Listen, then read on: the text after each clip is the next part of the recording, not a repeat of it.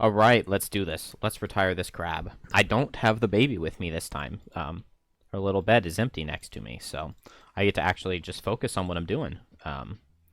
And we will retire this crab and have one last shuck to rule them all. We'll make it a shuck worth telling stories about. So let's do our road event and then get into it. The giant boughs of the willowburn tree hang low, heavy with the ice of the season. This picturesque grotto features an iced-over pond. During the warmer seasons, it would be fed by a waterfall, which is now frozen and anchored to the cliff face overlooking this area. The ice over the pond is sturdy and supports your weight easily. The frozen waterfall beckons you closer with an unnatural blue light, and as you approach, you can see glowing shapes moving behind the ice. It's a cave of some sorts, now sealed off. The ice is much too thick to get a decent look, but you can feel a supernatural chill that turns your stomach. The waterfall likely hasn't run since summer, and has a rough surface that would be perfect for climbing. The top would put you right underneath the willowburn branches. Option A, make camp in the middle of the iced-over pond. Option B, climb to the top of the waterfall and make camp overlooking the grotto. I know this one from speedrunning. I'm pretty certain the correct answer is A. And it is. It goes back in. You triple check that the ice is frozen completely solid, a perfect place to set camp. Visibility is ideal in every direction, and you can make out the stars between the branches of the willowburn tree. You drift off to a peaceful night's sleep. All characters start with bless. I will take that. Yeah, why have I not been doing blesses? I need to get some blesses going in Deathwalker's deck. That would be better than attack 4, because I'm attacking for like 6 or 7 every turn. I definitely need to get some blesses going on.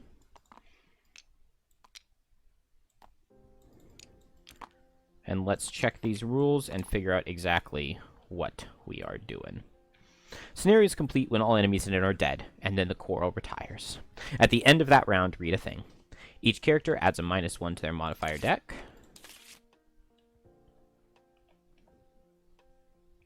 Those damned zealots. Ignorant fools. If they find the true oak, they will destroy it.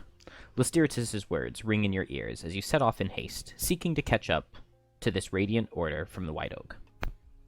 Following Lysteritis' directions, you are soon within the radiant forest once more, passing clearings and ancient menhirs? I don't know. I've never seen that word in my life. And ahead, standing in the shadow of a massive oak grove, are the rear guard of the Radiant Order, ready to block your passage. Come no further, heretics. The false tree and the lies it represents must be destroyed. The commander points his sword at you, and the others unleash a pack of snarling hounds, which race forward, bounding over trunks and shrubs, snapping at you as you stand your ground. The Great Oak has 2 times 3, so 6, times 7 plus 3 is 10, so 60 hit points, and is considered to occupy each tree and border hex A in this scenario. So I guess not yet, because I don't see anything. But as soon as we open the door, it'll be there. It's an ally to you and an enemy to all monsters, with an initiative of 1 for the purpose of focusing. When the Great Oak is attacked, it treats all crit modifier cards as +0s, so it's wearing an iron helmet. If the Great Oak is destroyed, the scenario is lost. I guess the Great Oak is wearing an iron helmet, which is why we have to add the -1s to our character decks. Since that's what the item itself does. It's kind of funny. When indoors opened, read a thing. So this looks like it's just going to be a 2-room scenario. We open this, and there's going to be a tree. Well, and it's saying border hex A. Border hex A. So there will be... Maybe there are trees like all around the edges, but there wouldn't be that many A's. It might be here, here, here, here. Something like that. Anyway, we're probably going to need to, like, when we open this door, go, like, all the way in. So I'll need to do it with big movement.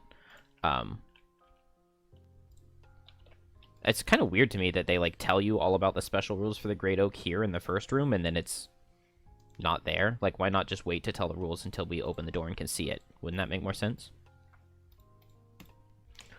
Alright. This doesn't look too bad. I mean, these enemy types are really good for trap. I don't think I need Furry Facade. Because because I'm going to need to be face tanking for the tree. Since it has initiative 1, I need to like move in and face tank, so I don't want invisibility. Let's look at challenge and then battle goals and then be ready. Oh, that was from last time. I guess I just didn't put it on the bottom. All characters' move abilities of value 4 or greater are reduced by 1. Whenever any item would be spent, it is lost instead. Well, I really don't want to not get my armor back, so let's do the dense fog. Reduce my moves of 4 down to 3. I don't have very large moves on any of these characters anyway, so that won't be an issue. And then battle goals, and we're ready to go.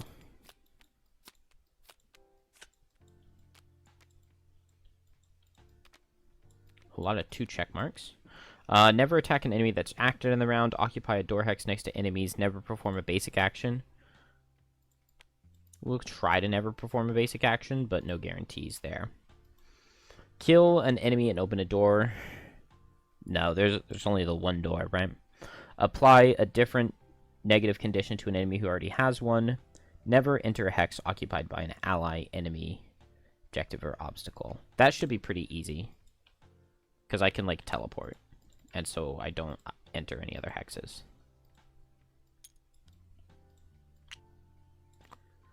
Let's do it, right? I think I want to start with low tide. Oh, I don't have it, because it didn't really work in the last scenario. So let's start with low tide and chaotic refraction, so I can move in, get retaliate, and get surrounded by all these guys and start retaliating on all of them. And then, like, I could potentially get a shadow right here and, like, do tons of damage with Deathwalker or something. I really like that. And then I can, like, build up a trap back here and just foxhole and hit 2 targets and blow them up. That sounds very solid. So let's do Proficient Hunter with Exploding Decoy to get 2 traps set. And then, do I want to Strength of the Abyss? I guess that would be okay. I'll Call to the Abyss and Fleeting Dust to get a shadow, and then I'll move it and target this small hound. Do I have any... Hounds can be captured. So let's make sure we bring the Trainer's Net and try to capture a hound in this first room. Let's do it. Oh, that's so bad. Okay. Well, the hounds underspeed me. So 1, 2, 3, 4. 1, 2, 3, 4, 5. And then this guy goes 1, 2, 3, 4, 5. And all of my characters get... Ah, that's so bad. At least the city guards are still going to move up because they can get to this hex.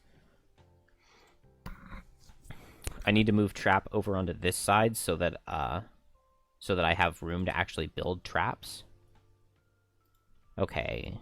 Well, Coral was just going to low tide and chaotic refraction, so I guess I'll just chaotic refraction. I definitely want the shield and the retaliate. Do I want to move? No, because I don't want to step on the trap. Trap's the only one who can walk through it. Ah, this is bad. Okay, trap will set Proficient Hunter, and then move and leave a 4 damage trap where he was standing.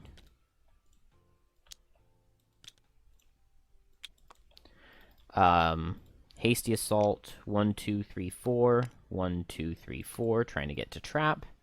And then Deathwalker makes a shadow adjacent and will set Call to the Abyss.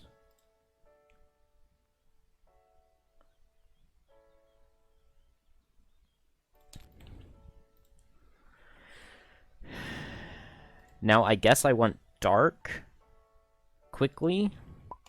So let's set Dark quickly with, I guess, Sodden Soil. That's fine. Get this guy wounded. Set Dark with Overwhelming Wave. I like that. Then with the Dark, I can dominate this wolf after 17. So I guess we'll go 29. I can get down to 19, which is a very important initiative breakpoint to hit against hounds. And then I don't really have a very good other card. Maybe I'll just Forceful Spirits. If I hit this normal, I have to get retaliated on, though. Ooh, this is really not good. Maybe I move my Shadow so that I can target this guy, and then next turn I can teleport over here. Oh, no, because the Shadow will be gone with Dominate, right? Ooh, I'm not a fan. I am not a fan. Not in the slightest, actually. Let's see. 1, 2, 3. I can move and set Immobilize traps here with my Spike Strip. And then there are no legal hexes for them to get to me without walking through Immobilize traps. If I go 1, 2, 3, then this guy would be immobilized. That's not super amazing, though. It's a little underwhelming.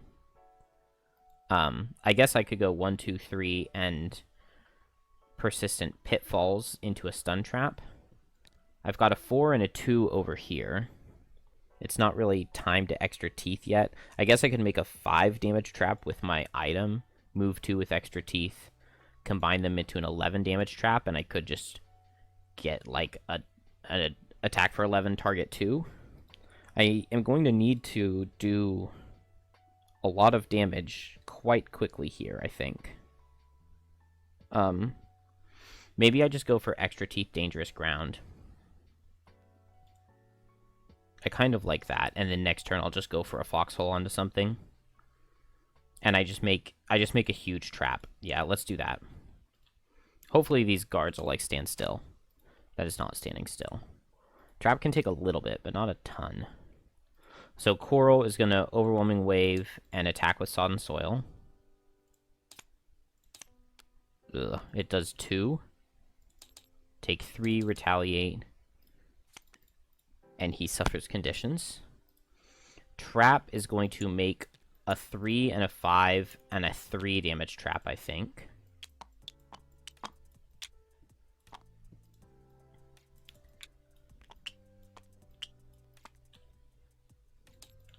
And then move 2 and combine. So 3, 3 is 6, 10, 17. I actually thought it was going to be more than that. 17 damage trap, and where do I want it? I guess if I place it right here, the only hex from which this guy can attack trap would be disadvantage. So that would be beneficial in that way. This guy's going to hit Coral. This guy's going to hit Deathwalker. This guy's going to hit Trap.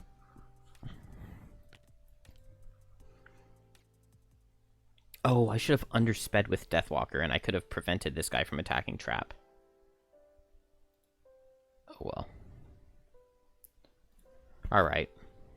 It's alright. So first this guy into Coral. Attack for 6.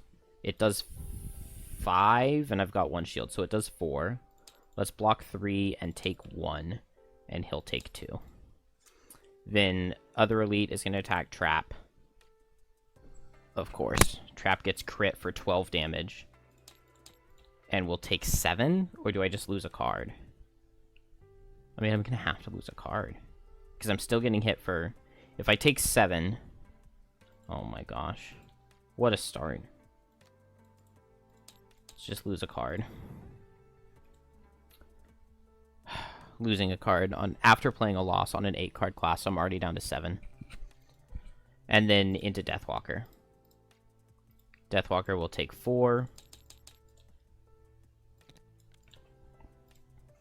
Then into Trap. Oh no, Deathwalker. Can I move my Shadow? No, I can't. Okay. Then I will just consume the Shadow, consume the Dark, attack the Wolf down here for 6. And let's make it 7 with Wound.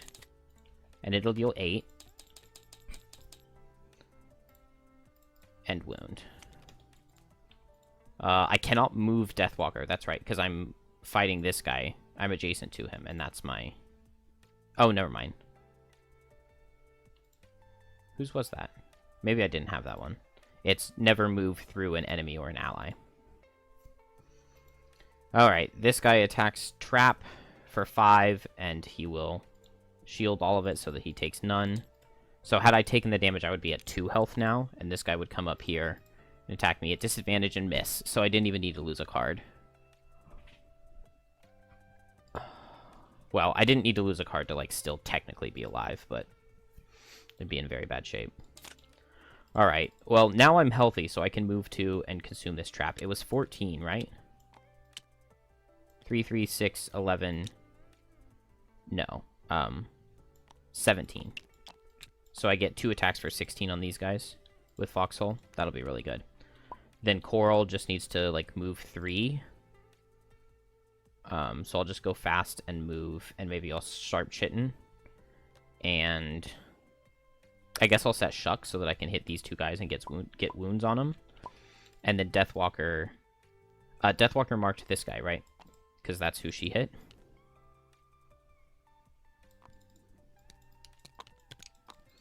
So let's just go after Trap, who's going at 13, so that's no problem. We'll just Fluid Knight and Wave of Anguish. Okay, oh, beautiful. Trap's going to move to... Man, it's going to be such a waste to have thrown away that card. I'm so upset. So, attack for 16 with Foxhole. First into the Elite. There are no traps within range, but the Elite dies, which will give me a Shadow. And then into the normal, please kill. Let's Eagle Eyes, Spyglass. I need a +1.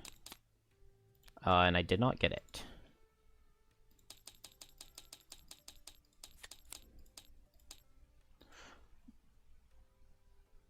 But... Oh, Coral was supposed to go first. Whoops. Dang. Knowing that this guy survived, I would have Coral go hit him. But if Coral's supposed to go first, then I will just have Coral use the boots to move 1, 2, 3, so that these guys would be his focus. Set Sharp Chitin and set Shuck. And then Trap goes here and does his turn, and this guy survives. So do I just default attack for 2 then? I think that's what I'll do. Default attack for 2 rather than Fluid Knight. And it kills, which gives me another Shadow. And then I'll move 2. And I can move my Shadows too, so let's move them deeper in. And then this guy suffers from the wound and hits Coral. I should have 2 shields, so I take 4. And then I'll use those so that I take 1. And he takes 2 Retaliate. I'm so upset. Alright, we can Deepening Despair. That'll be fine. And I guess I can Anger of the Dead to wound this guy, right? Spike Strip, just place 4 2-damage traps. That'll work. And then I can Forceful Spirits to hit 2 targets. Oh, no, I already played 2 cards, right? It's this guy that needs cards. So we'll Cleansing Swell, Skitter, and Tidal Blast. Why not? Wow, another Shield Retaliate card from these guys. Alright, I should have moved this under so that he would be wounded, but that's alright. Deathwalker's going to wound with Anger of the Dead, and then attack for 4 into... Let's do the normal. Did I delete my token?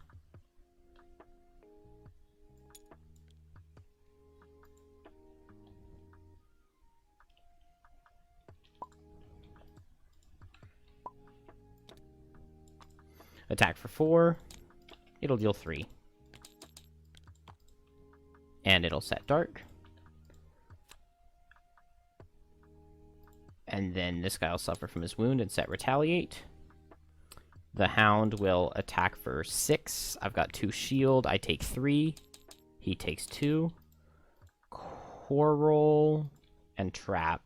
67 or 51, I guess, would be my secondary card. Or do I get to pick the 71? We'll just go off the 51. We'll let, what's its called, go first. So let's set Tidal Blast. Skitter, attack for 1. Let's do this bottom guy. It does 3. And it will wound and muddle. On Coral's turn, it will muddle. Then I don't need to move. And then I get attack for 2 because I ate the dark, and then I set it again at the end of the round because of Tidal Blast. So let's do the Tidal Blast on this one. So it's attack for 3. Let's go into the same guy. And it does 3. And then Cleansing Swell into both of these guys. First on the bottom. So it's attack for 1. And it does nothing. And I don't really need to push him. And then into the top guy, attack for 1. I get an add target, so it will deal no damage because of his shield. And I'll push him so I don't get retaliated on. And then... Oh, and this guy had an extra shield, right? So he would have taken 1 less damage. Or did he already take no damage? I'm not sure. But I guess I'll push him so I don't get retaliated on. No, I'm fine with being retaliated on. I don't want Trap to get his focus.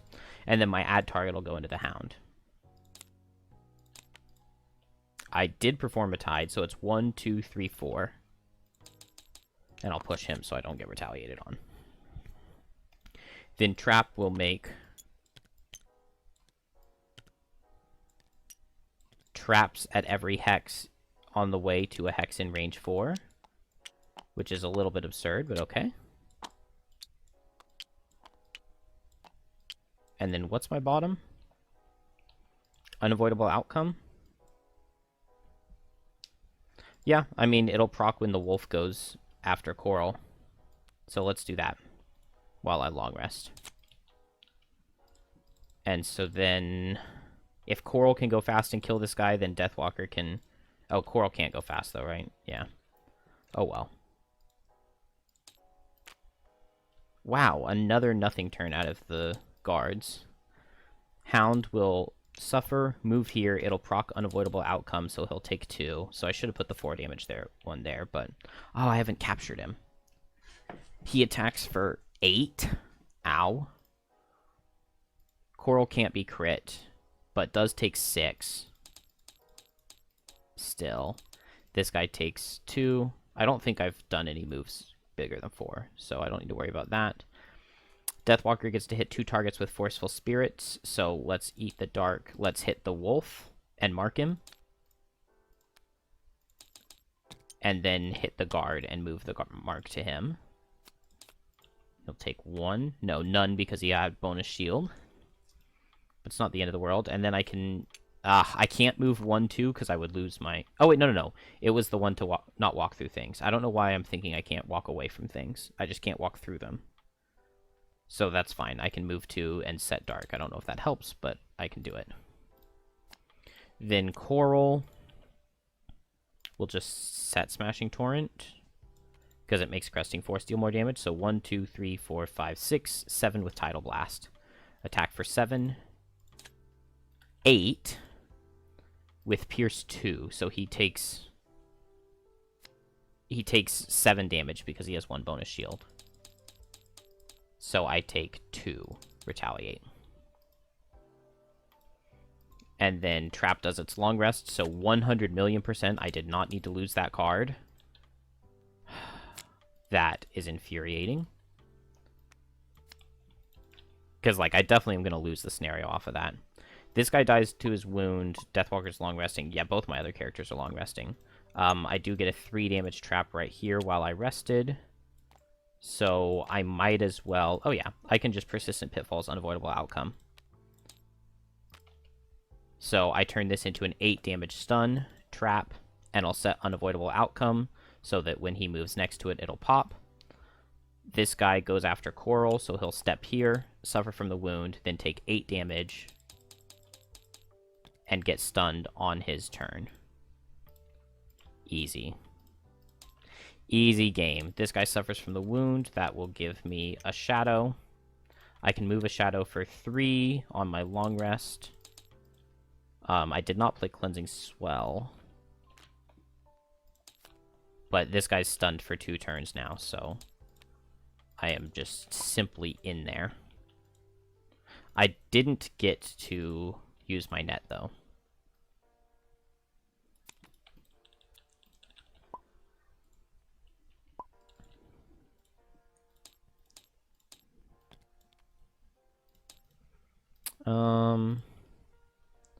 What do I not need? I need to move a lot of shadows. Forceful Spirit would be good. I need to bring Black Barrage to scenarios. Maybe I don't need Ritual Sacrifice. It's going to be kind of hard to build up enough shadows for Ritual Sacrifice. It would be better to have Black Barrage than Ritual Sacrifice here. And I also don't need Anger of the Dead. So, not very good decisions here. Also, Ritual Sacrifice actually would have been pretty good if this shadow were here. This would be an attack 7. There's no point in burning any shadows on him, so I guess I'll just Deepening Despair with Wave of the Ancients to hit him at... Or, what? Wave of Anguish to move all my shadows up. Coral probably just wants to set stuff up, right? This guy's not attacking, so I can do... Am I going in this rest cycle? Probably not. So let's just go for Tons of Tide to get Cleansing Swell. And then Trap can be the one who kills this guy. Dangerous Ground with Extra Teeth, and then next turn Foxhole. The only problem is that that's slow. So I'll Dangerous Ground with Spike Trap, and next turn Extra Teeth with Foxhole. Since he's stunned this turn, I don't have to worry about him. Deathwalker gets to attack for 4. And does 1, and then move 2. Move all shadows 2. Money. No. I do need wood, though, so I'll take that. Trap will make a 3 and a 5 damage trap. And then can I move 3? Yes, I can move 3. So I will go pick up this money. Oh, come on.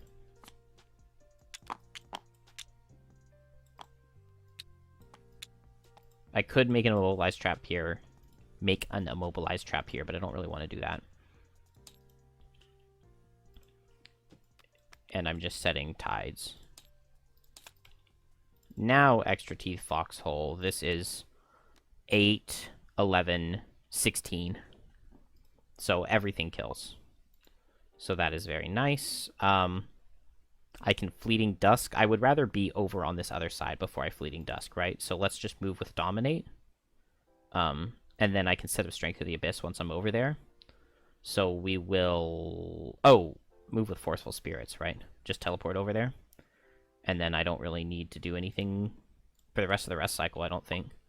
Let's just build Tides over here. Build up some Tides, and then I'll just move over with Low Tide.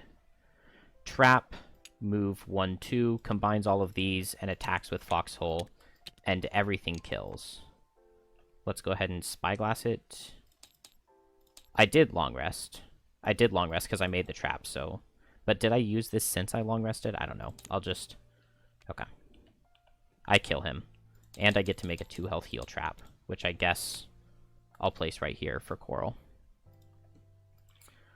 So that finishes Trap. Coral is just going to play 3 Tides.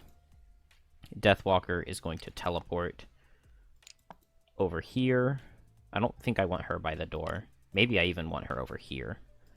Because she can still place shadows up here and move these things up. And then Trap can build up a trap over here. And then Coral can get here. And I think I want to set up Shuck before I open the door. So I'm going to spend a long time setting up. Quite a long time setting up. Move with Low Tide, it'll be 1, 2, 3, 4, 5 on the move. And then just set... Oh! I never said Overwhelming Wave. I thought I did that. So I couldn't have played 3 cards last turn.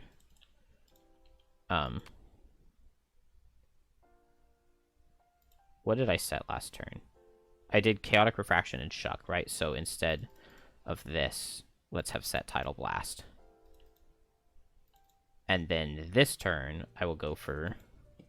I guess I'll go for Skitter and Overwhelming Wave so that I can play 3 cards. Guess I'm long resting Trap, and then here I'm just going to make a Shadow.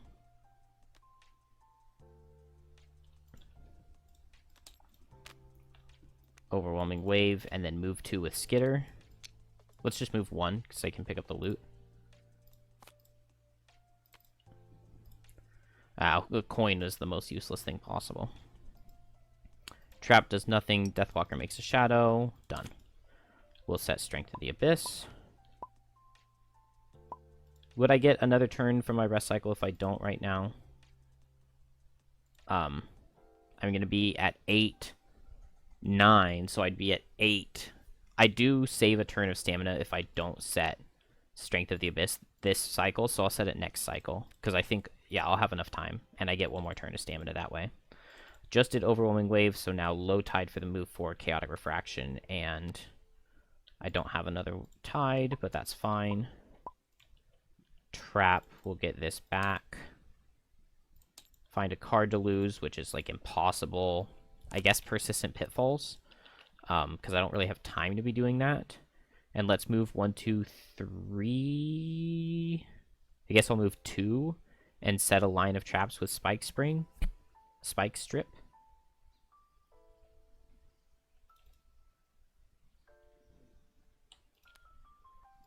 I'm out of cards with Trap. That's insane. 1, 2, 3, 4, 5 with my move 4 boosted up 1 additional. And that's it for Coral. Deathwalker is just going to move a shadow for 5. Trap will move 1, 2, and then make 1, 2, 3, 4.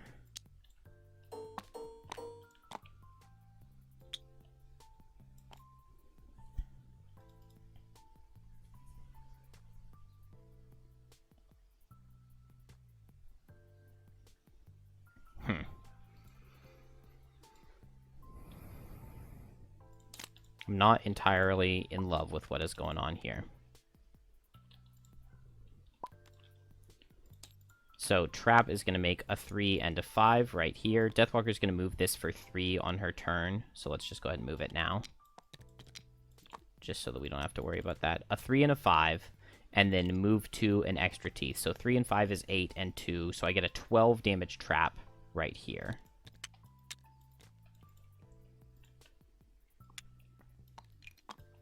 Right here.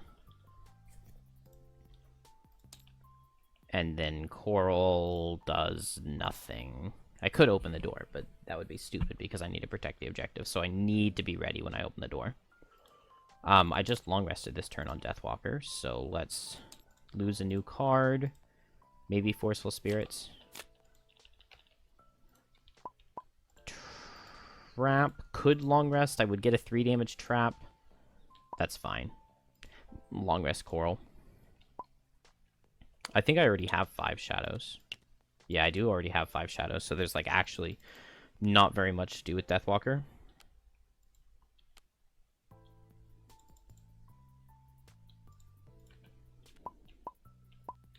And I guess I'm long resting the other 2. So, set Strength of the Abyss. Heal Coral, 1, 2, 3, 4, 5, 6. 2, and then 6. It's so hard to go through a door. It takes so much time. Let's drop Overwhelming Wave. Trap gets a 3 damage trap. Okay, I really wish Coral were on that hex. I guess I can make a trap here, right? And I can move here and combine them. It's not going to be a stun trap, though. Let's see. I need extra teeth. I need dangerous ground. Spike Strip is good. Foxhole is good. I think Spike Strip is the one that I would choose to drop there. But I'm, like, basically out.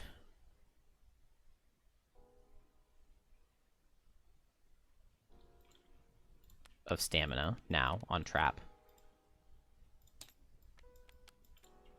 Deathwalker's just going to stall for a turn. And here I need to play Low Tide for the top, so a bottom tide will do Tidal Blast. It's the top, right? Yeah. So get rid of Low Tide to get these 2 tides permanently. Overwhelming Wave and Smashing Torrent. Tidal Blast for the bottom. trap is going to make a 5 damage trap with dangerous ground right here, and then move 2 and combine.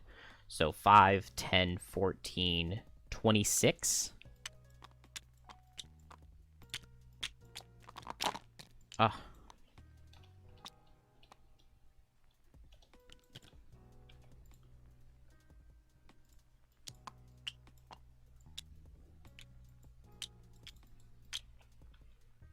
26 damage trap right there. It's a big honker. Deathwalker gets to move shadows for 2, so just get this slightly closer. I could also move her for 2. Let's move her just 1 closer. And that is it. I guess I can go now.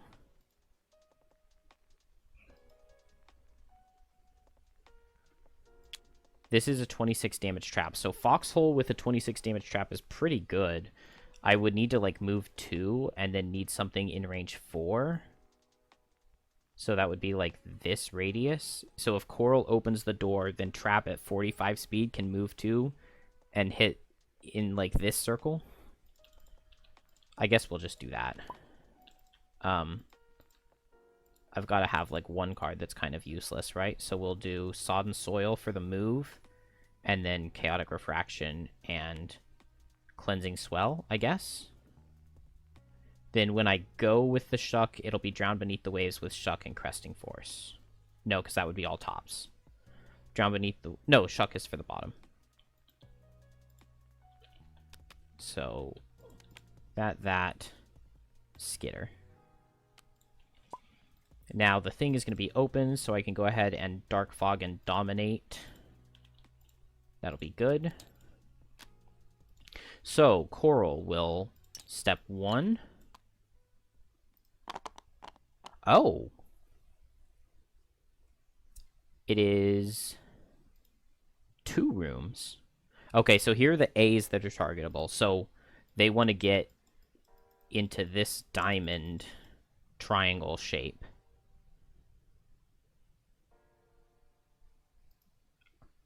To hit the tree at initiative 1. City guards are retaliating again. That's kind of crazy. You press forward down the trail, and there it is. The true oak stands proud and resplendent. But the glorious calm is broken by the hacking sounds of axes into wood as the soldiers work at cutting the tree down. It will take some time for them to bring down the majestic behemoth, but even 1 axe mark is too much for your taste. Open all doors 1. Whenever any door 2 is opened, read a thing. Okay, so that was move 1. I've got move 3 because I have Tidal Blast, right? Yeah, so I can move 2 more, so I can hit my Smashing Torrent, and then I'll keep these guys here, but if I move 1, 2, 1, 2, 3, I won't be in range to Foxhole both. I can only Foxhole one of them. That is like a travesty. Maybe I don't go for the trap on this turn. I could extra teeth to move it again. Or I could just step 1 to hit both of them. I guess I move here. They suffer Smashing Torrent damage. And then I'll set Chaotic Refraction and Skitter. And then I will... Let's get rid of this Sun Demon, right? Because City Guards are like, whatever. Not on his turn, though. Or it's not his turn yet. City Guards go and retaliate. Then the Hound goes, so he'll come here and attack A, but just for 4. And it does 3. And then Deathwalker. 1, 2, 3, 4, 5. With Dark Fog, that's what I played, right? Yeah, move a Shadow 5 and then attack with Dominate. So we'll disarm... dang, there is light. Because I played Chaotic Refraction, so this guy's going to get to heal 3. So I should not have played Chaotic Refraction. But I'll save the Jagged Sword. Do I want to boost up the attack? I probably do. So let's eat one of these for the Strength in the Abyss. So it's attack for 8, 9 with the Heavy Sword. There's no way I ever kill this, right? No. Yeah, I would need a triple crit rather than a double crit. But still, attack for 9 is pretty good. Let's not Jagged Sword, just Eagle Eyes. Okay, well, I dodged the miss. 10. He only takes 7? That is disappointing. On an attack for 10. Dang. Then Trap gets to move 2 and attack for 26. 25. But it has to hit, like, Coral and Sun Demon. So, attack for 25. 23. And then minus 2 shield, so he still dies. What was my thing? Never do a basic action. I've totally failed that. I've definitely failed that. Yeah, I failed it this turn. This guy moves 1, 2, 3, but he got disarmed by Deathwalker. I'd probably rather him be closer, right? So 1, 2, 3. Same distance for him either way. And then he heals for 3 because Coral set light.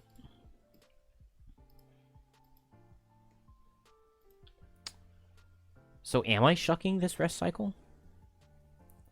Oh, I don't know. This is tough. Damn.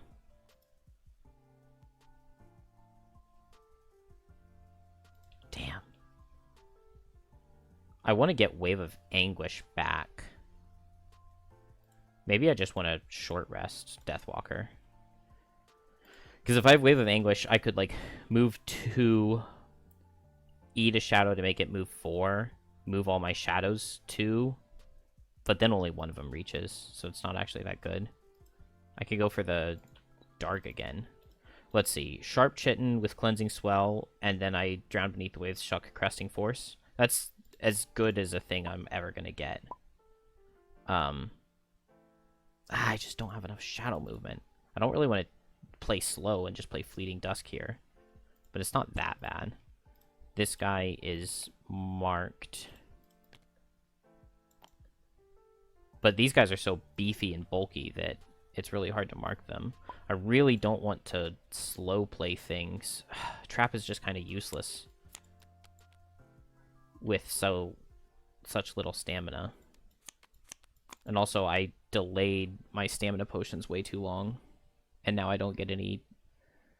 I don't get 2 turns out of them, I only get 1. Do I have any level 1 cards? No, I don't have any level 1 cards, so I can't even use the regular stamina potion. What a fail. Let's just short rest. Dangerous Ground is not the card to lose.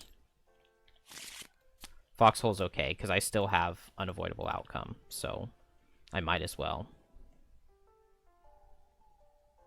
So I guess I'll just move forward and Extra Teeth Dangerous Ground, and then the next turn I will Extra Teeth Unavoidable Outcome. Here I'm going to Shuck. And that means... Okay. So if I'm Shucking, does that mean that I send Coral all the way into this room to try to figure out what's going on here with its Shuck? I think I do, because I'm already over here. So I just need Deathwalker and Trap to take care of this. If Trap can get through this guy's shield, Deathwalker can take the rest. Now I wish this guy had gone here, and I could move a Shadow for 5 and Fleeting Dusk all of them for 5 and get the wound off, and that would be good. I think I'm going to short rest, because I don't really have actions if I don't. I don't want to lose Fluid Knight, but I can't lose Dominate. I think I like Wave of Anguish to move 1, 2, 3, move shadows in 2. I could Dominate this guy. Is there going to be Dark? No, because I ate Dark last turn. Wait. Oh, did I... Okay, I think I had already picked cards on Coral for this turn, right? That's got to be what it was, so I'm not Shucking yet. I had just already picked to play those 2 cards for this turn. Yeah, because last turn was the turn that I opened the door, and I moved in with... Sodden Soil, and I set Chaotic Refraction and Skitter. So I'm playing these 2 cards this turn, and I'm Shucking on the next turn, which is all fine. So I'm thinking... So there can be Dominate. What speed is Coral going? 25. So I'll Dominate with Wave of Anguish. Okay, that's totally cool. Hound just howls at the tree. Sun Demon heals itself for 3 again. That is infuriating. I hate Sun Demons. Trap is going to move 2 and make 8 damage worth of traps. I should have long rested to get the extra 3 health. 3 damage. And then it will Major Stamina Potion to get back extra teeth. And then it's just going to extra teeth to combine these into a 10 damage trap and attack for 10. I mean, it's a little bit of something. Deathwalker, no, Coral. Cleansing Swell, Sharp Chitin. Now Deathwalker, 1, 2, 1, 2, 1, 2, 1, 2, I guess. And then consume this to attack with Disarm. So he'll be disarmed for next turn, which is nice. Do I want to consume another one as well for more damage? I think I do. So it's attack for 8.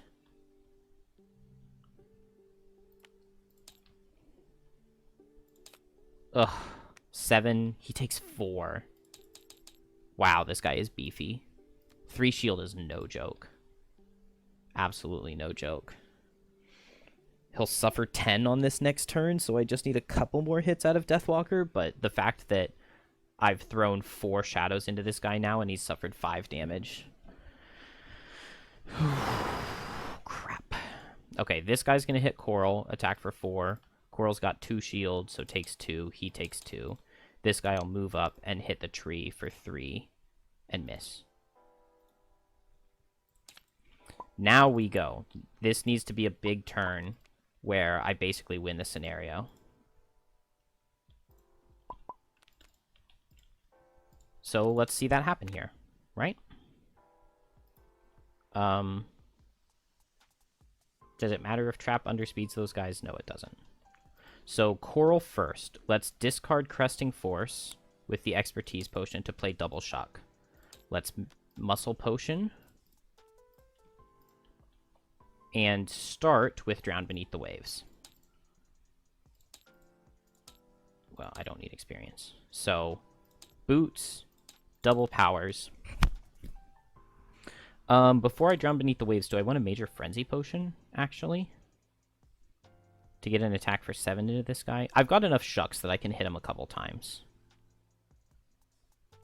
No, let's start with the Major Frenzy. So, I will Expertise Potion to put Shuck top. Then I will Frenzy Potion. So it's attack for 7, 8, 9, 10. And I will use my 1 Tidal Blast on this turn, because then once I do Drown Beneath the Waves, I'll be able to use it again. So this is attack for 8 from the Frenzy Potion. 9, 10. And he has 3 shields, so he takes 9. I think that was the right call. I take 3 Retaliate. And now I do Drown Beneath the Waves. So I eat the light, I get the top effect of Drown Beneath the Waves. So this is move 5, and I get all my Tidal Blasts and all of my Smashing Torrents. And then when I Shuck, I will have 1, 2, 3, 4, 5, 6, 7, 8 Shucks to go. So move 5, attack for 8, move 5. So I will move 1, 2. Okay, it opened all the doors. Okay. And we've got a big, gigantic tree, but it's in the middle. And we've got a boss. Flaming Sword of Justice.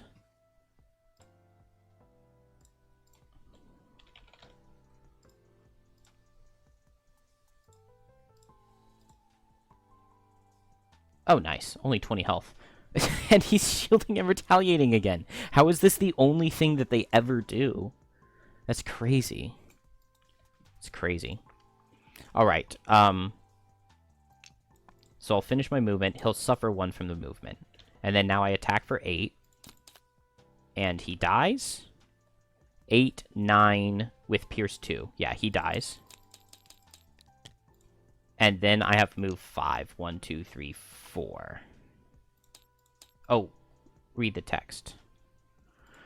Striving to defend the oak from the villains, you You round it and find more soldiers on the north face of the trunk, including their leader, clad in radiant gold armor. I am the flaming sword of justice, he bellows, brandishing a huge sword that is indeed on fire. His eyes are filled with wild fervor. This heresy will not stand. There is but one oak, that which bathed man in its glory when we emerged from the darkness. To claim otherwise is... Rah! This man has clearly worked himself into some sort of religious fervor that can't be reasoned with. Open all doors 2. The elite city guard is the flaming sword of justice. It adds +1 damage and wound to all of its attacks. At the start of the next round, and each second round after until the flaming sword of justice is dead, spawn 1 hound at B. Normal for 2, elite each second spawning for 3, and elite for 4. Okay, so let's just kill him this round, right? I mean, that's why we opened the door with Shuck, so that we could do that. So I move up to these guys. They suffer 1. Let's hit the Sun Demon. Oh, no, because I moved with Drowned Beneath the Waves, right? So now this is the first movement of Shuck. So I can hit these guys again. Let's go over here first. So I move, they suffer. Let's hit the boss with the first Shuck. So it's attack for 5, because 1 plus 3 from Power Potions, 1 from Tidal Blast. So attack for 5. And it does 10. He has 1 shield, so he takes 9. He hasn't gotten a chance to retaliate yet.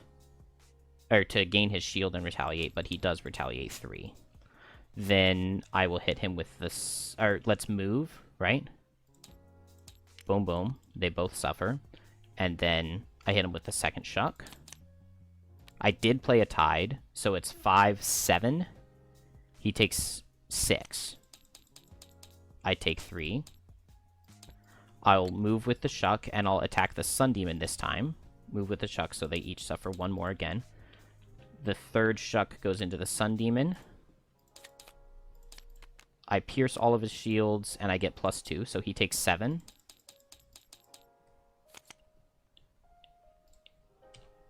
This guy's a normal. And then I move, and they suffer 1, and then into the Sun Demon again.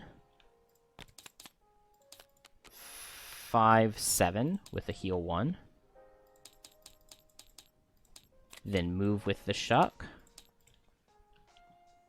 Attack into the Sun Demon. Oh, beautiful. It's 5, it crits for 10, and I pierce all of the shield.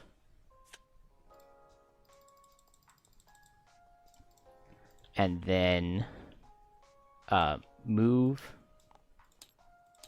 Same guy. Let's draw one of those add targets. No, but I do pierce all of the shield, so he takes 5. Oh. 1, 2, 3, 4. Okay, so the Dense Fog should have procced here, but on my first move... Was I here or here? Well, no. The first move, I moved to here, and I had move 5 with Drowned Beneath the Waves. Because they're all move 5s because of my boots. Oh, move 6 because of my skitters. So yeah, I have plenty of movement for the Dense Fog to not proc on anything.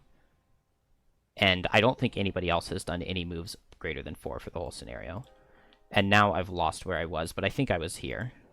So let's hit the... Yeah, I have no idea what I'm supposed to be doing here. Let's hit the Sun Demon again. He would take 7, but he has 1 shield remaining, so he takes 6. I did not do their suffer again, so I move and they suffer, and then I move and they suffer 1 more time, and then my final Shuck will go into the guard with the attack for 5, and there's the add target. So he takes 5, and I don't need to add a target. He is wounded. And then now they all go on their turns, so this guy suffers and dies. This guy suffers and sets shield and retaliate. This guy sets shield and retaliate. The Hound, now he does have a buddy, so he attacks for 6 and does 6. Trap combines these into a 10 damage trap, and then puts it right here with extra teeth, and attacks for 2.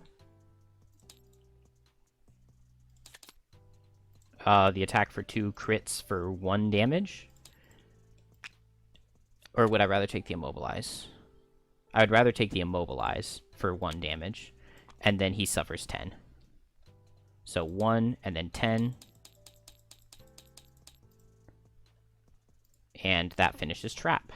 Extra Teeth, unavoidable outcome.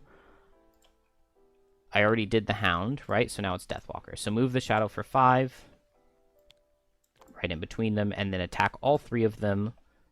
Oh, dang it, I don't have Eagle Eyes. Whatever, it's fine. The Hound takes 6. The Guard, 5 with 3 shields, so he takes 2. But these guys can't heal off... Oh, the Sun Demon can heal their wound if it heals allies. So let's crit the Sun Demon on this attack for 5. No. He takes 3. It's still some damage. It is still some damage. Is there light? There is light because I did Shuck Top, right? And the turn is over now, so Shuck goes to the lost pile. Or maybe it'll go when I rest, but I'm resting now. These guys both just died of their wound.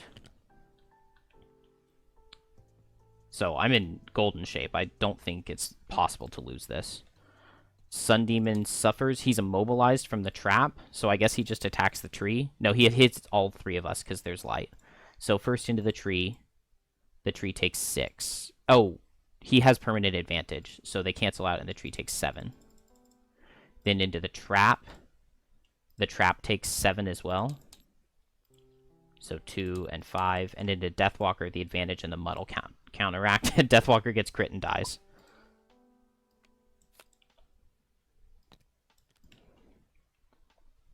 Gets crit with disadvantage armor. Gotta love it. Alright. That's fine. This guy will die eventually. Maybe. Theoretically. Rough scenario for Deathwalker with all of these shields going around. I think I just want to attack for 6. Ugh. I would love to long rest. No. Okay. I don't want to lose Fleeting Dusk, because I lose out on Shadows, but I think my best bet is going to be to go up to him, hit him with Dominate, and if he survives, hit him with Frenzy Potion. Trap can make a 3 damage trap, and then, like, move it with extra teeth and attack him for something. For something. And Coral will just long rest and retaliate on the guy who's on him.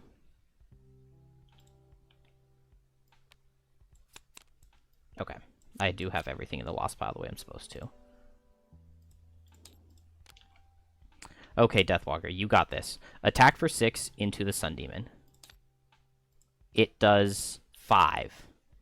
Beautiful. And I make dark. And then I guess I just move to get closer.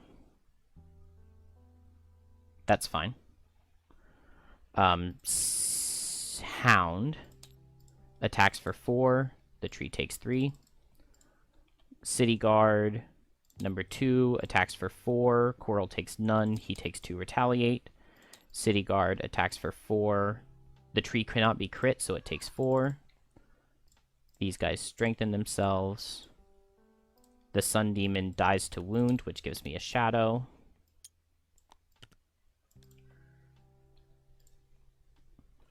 Coral long rests, which is going to heal for 2.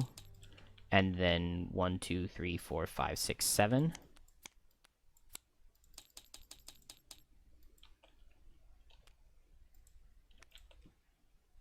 Let's lose Sharp Chitin. Don't need that. Trap long rests and gets a 3 damage trap.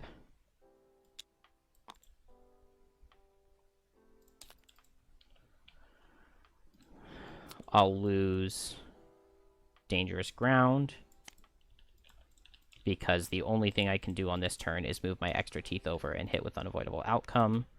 Deathwalker just has 2 cards, so I'll move up and hit these guys, I guess. Coral can just do a little hit and run, so let's Sodden Soil and then just move. Oh, I can play 3 cards.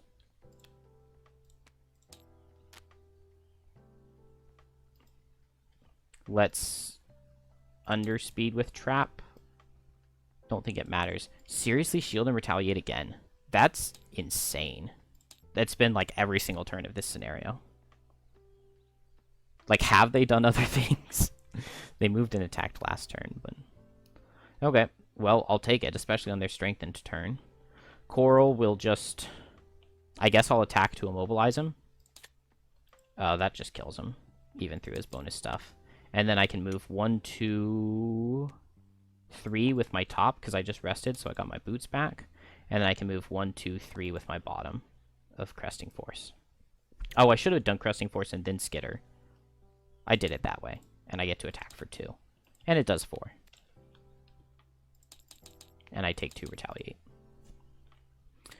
Then Trap will move this trap over with extra teeth. It goes up to a 5 damage trap, and then attack with unavoidable outcome. I just long rested, so I have this back. I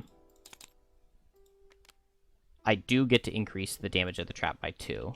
So the attack for 2, he takes none, but then this is a 7 damage trap. And all of a sudden, it's looking like we're in there. Hound will attack the tree for 6. The tree will take 5. You know, it's actually still kind of close, even. Deathwalker will just move up and default attack for 2. No, let's do Frenzy Potion attack for 6, and let's eat the Shadow to make it attack for... Default Frenzy Potion attack for 4, eat the Shadow to make it attack for 6. And we get the +2, which will kill. Which gives us a new Shadow. And so then I guess... I don't necessarily want to finish the scenario, do I? Because I could attack with Dark Fog. I need the experience from eating the Shadow. I'm probably missing some. Yeah, because I ate all 5 of those Shadows. So I've got to be missing... I probably missed the 2 from the Strength of the Abyss.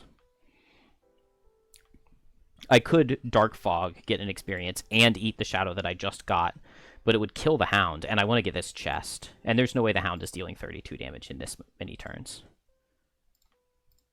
With the wound. He can't heal it off, so I think I've got plenty of time to go pick up everything that I want. And new turn. So I just need to run over this way on Coral. Deathwalker...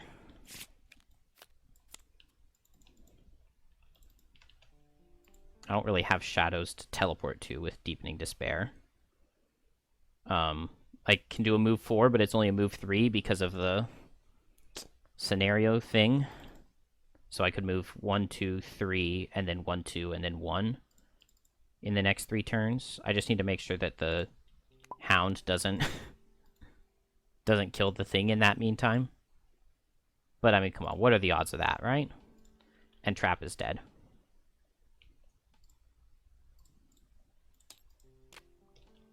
Okay.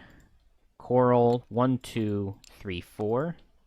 With just 2 default move 2s. Deathwalker. I could pick this up. Yeah, let's pick this up. And do I default attack for 2? No. He's going to attack for 5. The tree takes 5. He was at 5, so he has 4 more attacks. And he can't crit, so he can't deal 26. He doesn't have any allies to deal bonus damage either. So Coral can short rest. Wow, that's not very many cards on Coral, but it should be okay. Deathwalker. Oh, this is Deathwalker's final turn.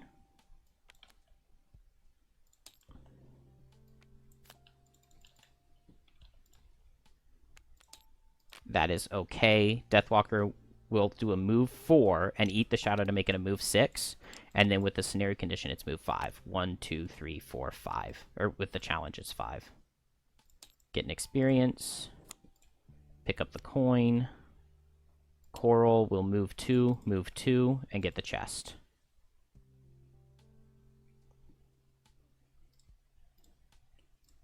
The Hound will suffer 1, attack the thing for 4. And what is in the chest? 82? Oak Staff Blueprint 72. I think I know what this does. During your turn, consume light to bless in range 3. I actually think this would be really good with a Coral in the party. Ah, it's two-handed, though. That kind of sucks. But, like, I mean, with a Coral in the party, Deathwalker could just do this on herself, because it doesn't say you can't target yourself. I could just do this on myself once every rest cycle, and that would be so good to have that many blesses. Unfortunately, I don't have light anymore. Item 91, it's a potion. It's got to be the holy water. Yep. Yeah, man, that sounds so good. I really want to try that. I really, really want to try that. And just go, like, really heavy into curses, or, blesses. That sounds so good on Deathwalker, potentially. Alright, well, the rest of it is just going to be Coral picking up some loot, right? Is move...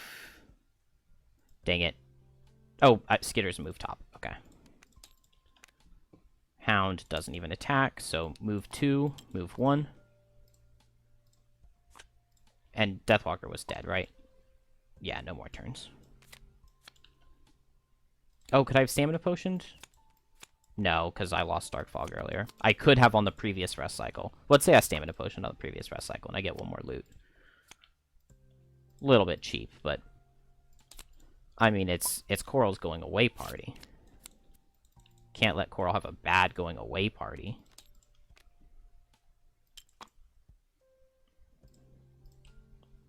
Attack for 4.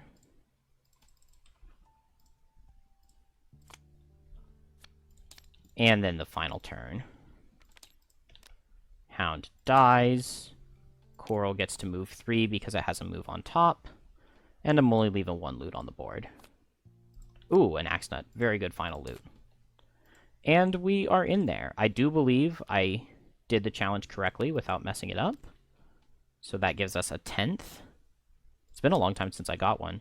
It gives me another challenge on Deathwalker. It'll give me 2 XP, right? And we complete the scenario. Even with Trap needlessly, literally throwing a card away for 0 benefit in the beginning. I do not think I ever walked through an ally. And I definitely never jumped over an enemy. I should have brought the Piranha Pig for the loot one. What do we get? No, this. All around you, the zealots lie dead, their blood soaking the ground of the glade, returning to the cycle of life. Peace and quiet returns. Birds chirrup and sing, and deer emerge from the forest to feed from the lush grass. Within this calm, you are able to sit in the splendor of the true oak, soak in the sun and cool air, taking the time to contemplate and rest. But then your thoughts turn to who else will come in time to destroy the true oak. You set off back to Frosthaven and Lystirtus, where you are met with a warm embrace. The oak, is it safe? You nod, and the botanist lets out a long sigh. I'm glad it stands, and proud to say we have found it. But that will not be the last of the Radiant Order if we spread the word of its existence. And I don't particularly want to get roughed up again. I think the True Oak must remain a myth while these zealots remain. You nod again in agreement. Then it is settled. How about some tea? The True Oak quest complete, gain 1 prosperity. Heard that. Back to town. We pass a week.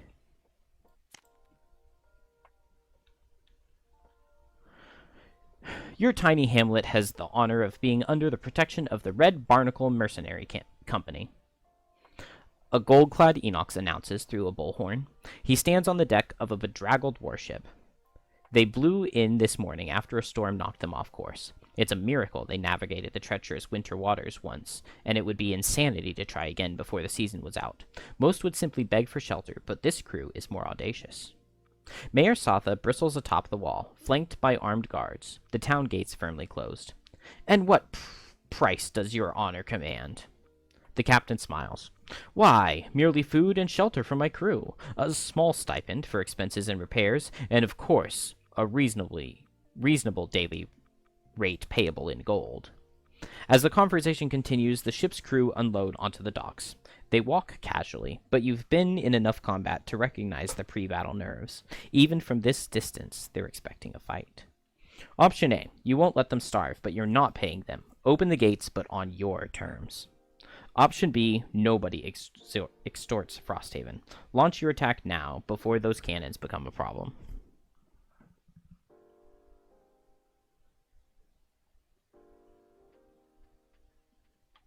I don't know. I really want to do both of them. Let's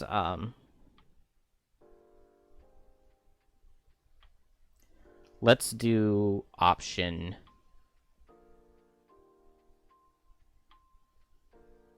I'm trying to think about, like, strategically what would be best for me. If it's option A and I have to, like, pay some gold, Coral could not care less. It's retiring and has 88 gold. So, like, Coral has a lot of stuff to pay. But nobody extorts Frosthaven. Option B. Yeah, okay.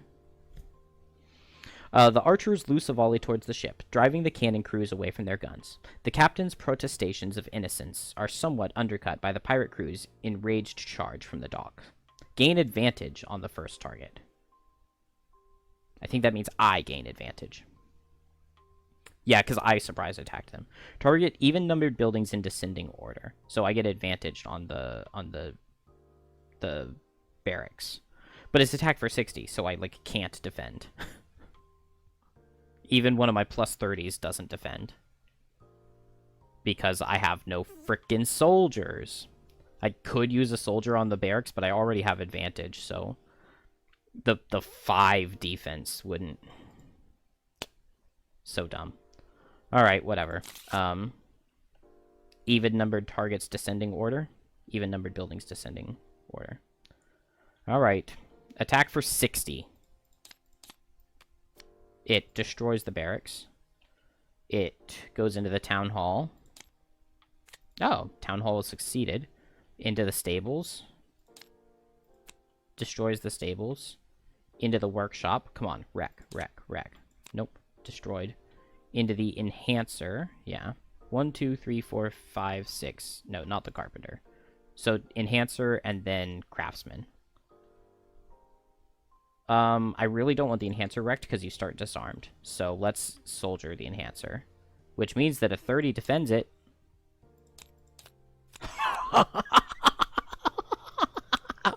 What a call. What a call. Not only do I dodge the wreck, but I defend it. And then the last one we know is destroyed no matter what. So craftsman 3, 2. Stables was saved. 3, so 2, 2, 3, 3. So I need to lose, what is that, 10? I need to lose 10 resources.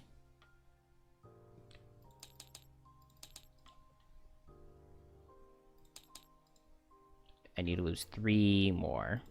Wow, that was all of my frickin' stuff. Absolutely all of it. And then I get to gain 1 wood and 2 metal. The fight ends as quickly as it began. Yeah, after they destroyed all my frickin' town. The ship's cannons are in terrible shape, and the vessel itself is fit for little more than scrap. You salvage what you can and distribute the rest for firewood. My beautiful, beautiful town. Man, I have not been lucky with just the number of attacks I've gotten. Okay, I guess I have a couple that weren't attacks. But, like, the fact that I haven't upgraded the barracks yet, and it looks like this is another attack coming next week. And then another attack after that. Come on. Come on. Alright. Enough complaining. Let's spend 12 gold. Let's get our 2 resources. Let's spend a resource and 3 gold for the barracks. So, a soldier with 3 gold. 12 gold.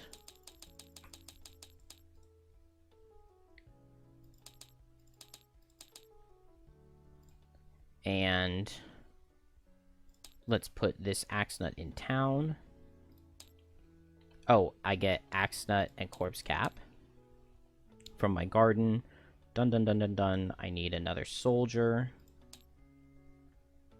And I think that's all of the daytime stuff. No building was wrecked, so I don't need to worry about any of that. It's downtime. And downtime is goodbye time for the coral. I have 15 inspiration, so we'll drop down to 3. And double retire. So first, let's do this. Do I know what these buildings are? 85 and 90. I have 90 already in the town hall. Do I have 85 as the carpenter? So 88 or 83. And I have 88 already, right? Yeah, I have 88 already. So we'll do the other one. So I just don't want this one at all because I have both of those buildings already. 83, I don't believe I have. Is that the library? 83. Did I get the 2 prosperity from it? I don't think so. I'll double check the video, but I don't think I did.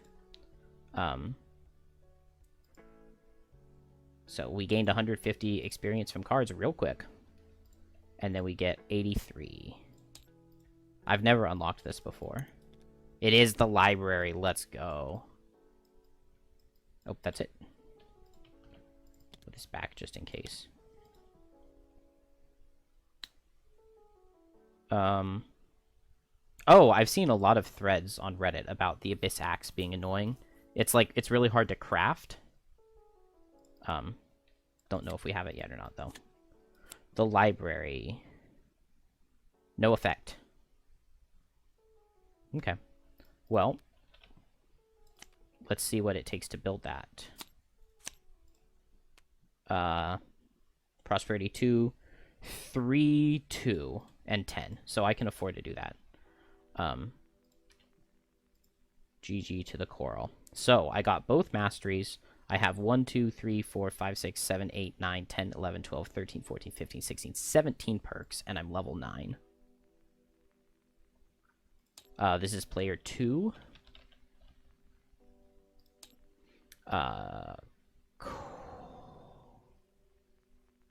What is it called?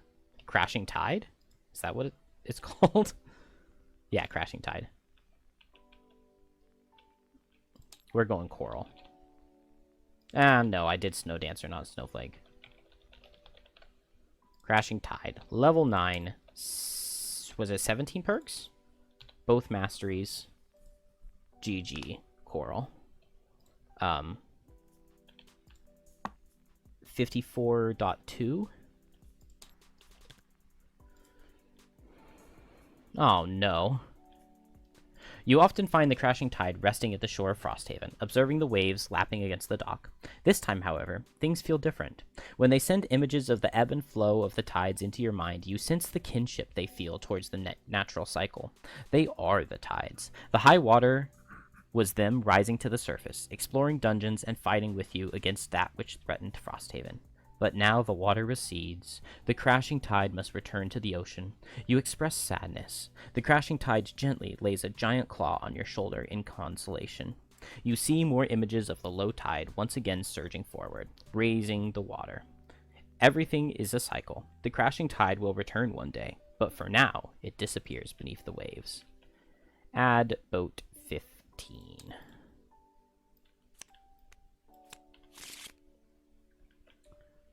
Is that all that I need from this? Let's make sure we take this before we delete it. Let's sell these potions back. Return all these items.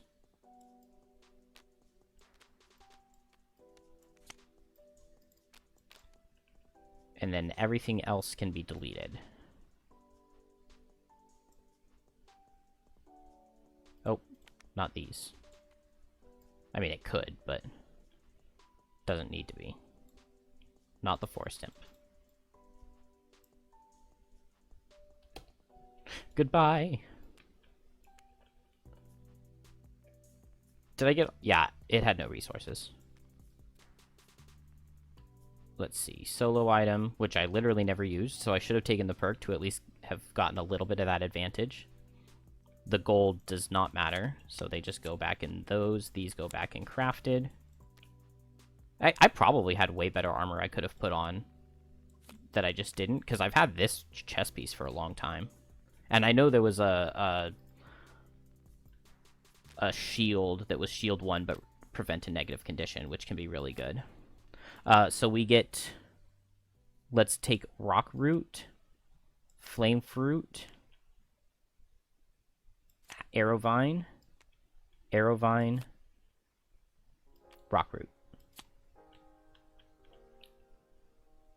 Rockroot, Arrowvine, Flame Fruit. Nice. Got a very nice collection for the new guy. Was that everything? We just need to get the new building and 2 more prosperity marks. 42. Or 24. But I have 24? Yeah, that's the garden, so 42.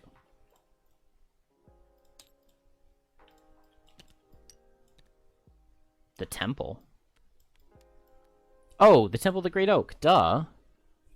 Why was that not the default one that it was? Dude, I'm so excited to have this. Oh, I want to go full Blessed Deathwalker. Full Blessed Deathwalker. I really, really wish I had a Frozen Fist to be putting brittles on tons of enemies. I mean, Shackle should be able to brittle. Maybe? If Shackle can brittle and I can go full crit Deathwalker and just attack for 8 and 9 every single turn with full...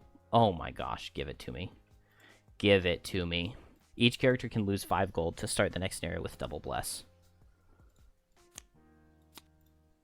And donate 70 gold to the temple. Beautiful. Beautiful, beautiful, beautiful. That is definitely something that I was wanting to unlock. So let's build the new guy, right? He gets to start at level 3, which, like, I don't know how I feel about that because I do not...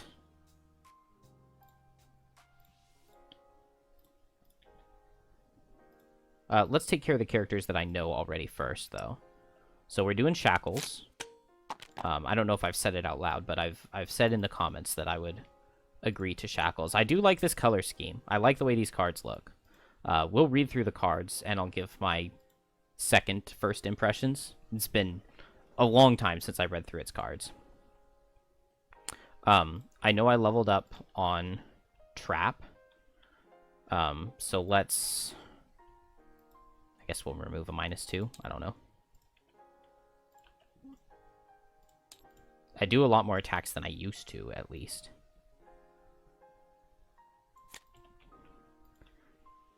And...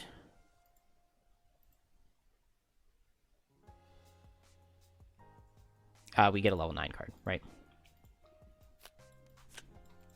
So, Mother of All Traps. Destroy 3 traps within range 3 to create 1 9 damage. Oh, it has stun too. Stun, wound, poison trap, and an anti-hex in range 3. I mean, this pairs with the frickin' level 8 card, where you move 3 hexes and make 3 immobilized traps. Would you rather have 3 immobilized traps or a 9 damage? Oh, that's crazy. Once each round during your turn, during one of your move abilities, place a 3 damage trap in 1 empty hex you leave. See, I feel like that's weaker than the level...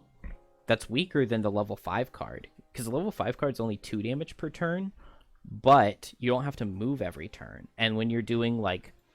When you're doing extra teeth, you might not be exiting a hex. Like, it's only move 2, and you have to go to a very specific position. So you might not exit a hex that could get a trap in it. If you're doing unavoidable outcome for the bottom, you're not moving, and you don't get a trap. I think, like, kind of frequently, I'm, like, totally surrounded by traps, and I never actually exit a hex that a trap would be in.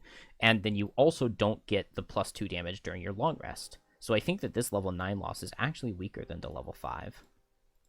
Designate all traps within range 3, move 4, regardless of line of sight, relocate any number of designated traps to adjacent empty hexes. I mean, I already have extra teeth, so, like, I don't need this level 9 card at all. Maybe I have no idea what I'm talking about. I mean, I was just really excited by the Mother of All Traps, but that other one didn't even sound that good. Move 3, during this movement, you may apply any effects of traps sprung to any figure adjacent to the sprung trap instead of yourself. That's okay, but I can only imagine myself ever playing this for the top. It's a late initiative card, so I think I would have to drop Exploding Decoy, but I'm very happy to do so. This also means that maybe I would want, like, Caltrops. Path of Pain would actually be really nice if I had that to just make more useless traps with my bottom action. I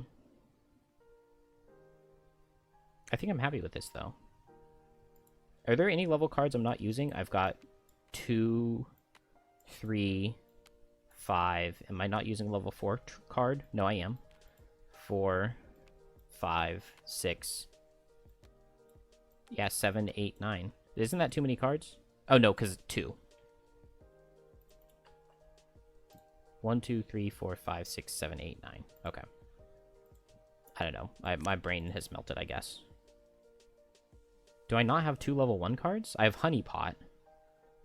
Okay, I thought I had another level 1 card, but I guess it was Furry Facade, and I just got rid of that.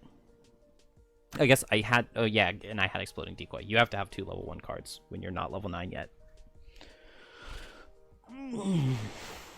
Oh, Trap. I am really excited to play the Mother of All Traps. It kind of makes me feel like I don't need Persistent Pitfalls as much for the top, but now that I've, like, found Persistent Pitfalls bottom with Unavoidable Outcome, that's just a crazy action.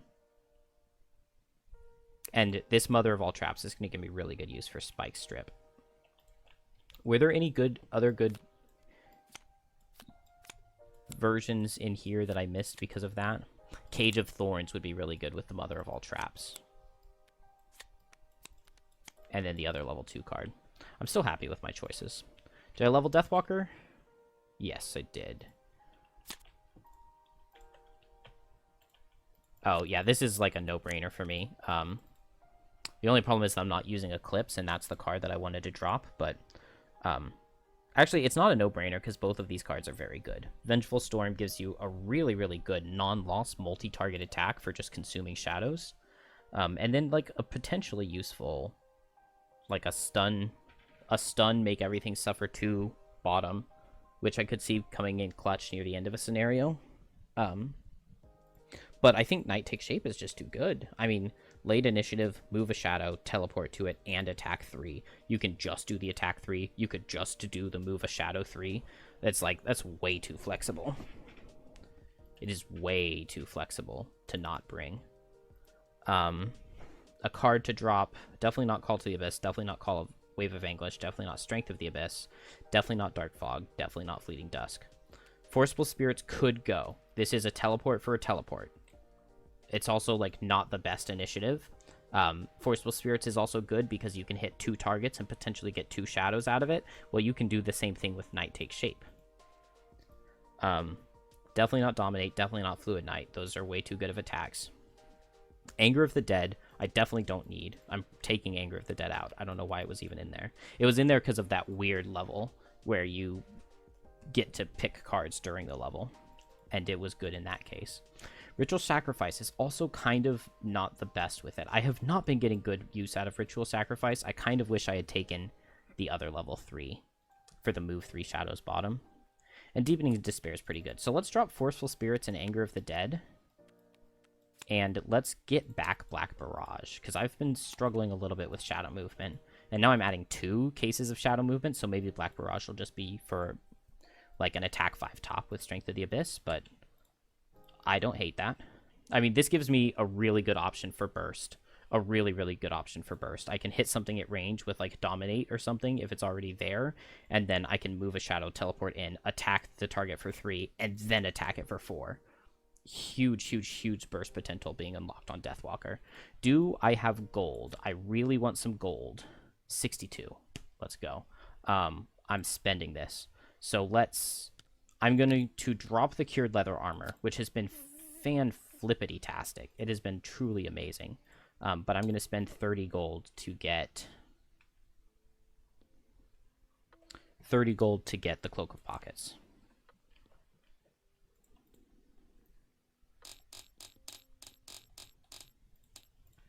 And then with the Cloak of Pockets, I could put Power Potion, I could put Expertise Potion, but no, I'm going all in. Going all in. It's Cure Potion Flame Fruit, right? Or, Cure Potion. Flame Fruit Corpse Cap, that's what it's called.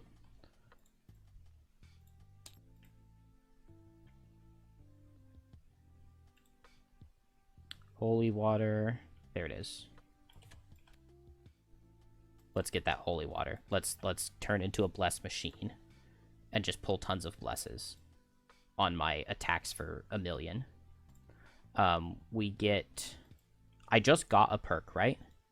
1, 2, 3, 4, 5, 6, 7, and then 2 from retiring. So I should have 9. 1, 2, 3, 4, 5, 6, 7, 8. Oh.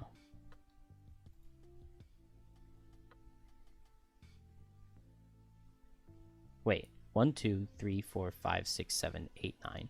1, 2, 3, 4, 5, 6, 7, 8. Did I have an extra one? Because I thought I just got one of these. Or did I just add it? I don't... I want to replace 0 with +1 curses, but I want to ignore negative scenario effects. Let's do a 0 with a +1 curse first. Because it would be really nice to have almost no zeros.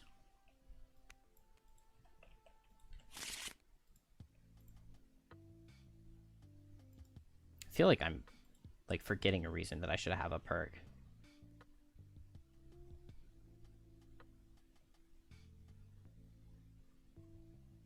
Okay, whatever. It must be right. I need to get these masteries, but it's really hard to get some of them. Well, to get either of them. On increased difficulty, it's really hard. You have to, like, really set up for the remove 7 in a single round. It's doable, but you really have to set up for it. It's a lot easier with, like, Vengeful Storm.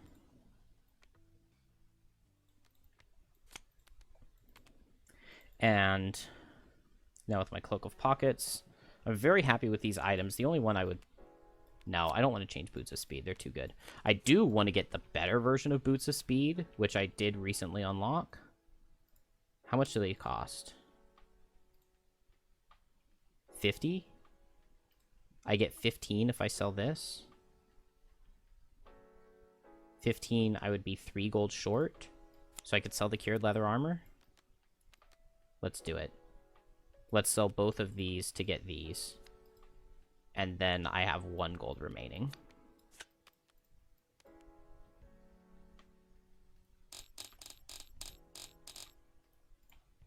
But now I reduce or increase my initiative by 20, which is so much better, especially with like a 29 as one of my leading initiatives.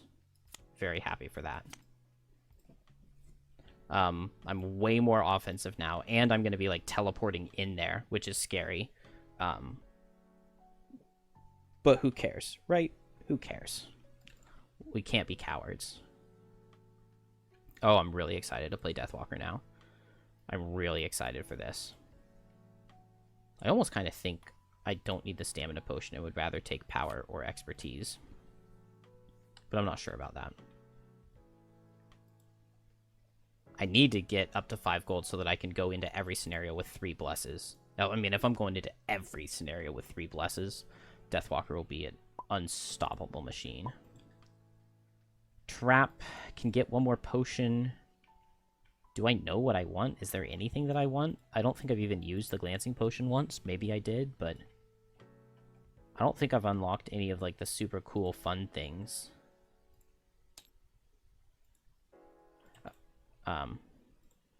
Let's get a retirement goal for our new guy. The Pain Conduit. The Shackles. Unlike other classes, you can benefit from suffering damage and negative conditions, using them in conjunction with your own abilities. Some allow you to ignore your negative conditions, including attackers adding +1 when you are poisoned. Wait, what? Oh, okay. I misunderstood that for a second, but you ignore the negative conditions on yourself sometimes, or pass them to your enemies. You also have powerful healing abilities to keep you from exhausting. Many of your abilities cause enemies to directly suffer damage, bypassing shield and retaliate. Abilities without an attack icon are not attacks and can be performed even when you have disarm. 10-card class, medium health pool. Have I not done Dangerous Game yet? I think I have both of these buildings. I have all 4 of these buildings. Mulligan.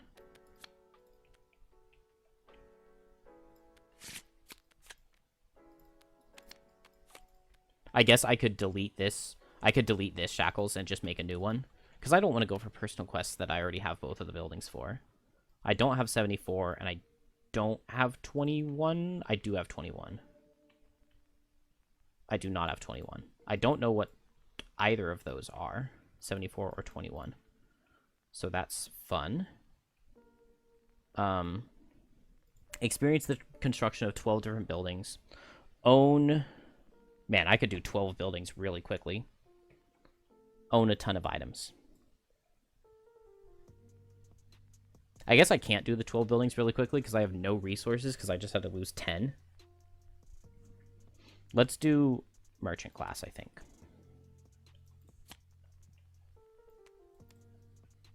I have no idea which building is which, so that doesn't affect my decision. I really kind of don't want to start at level 3. I think I'm just going to start at level 1.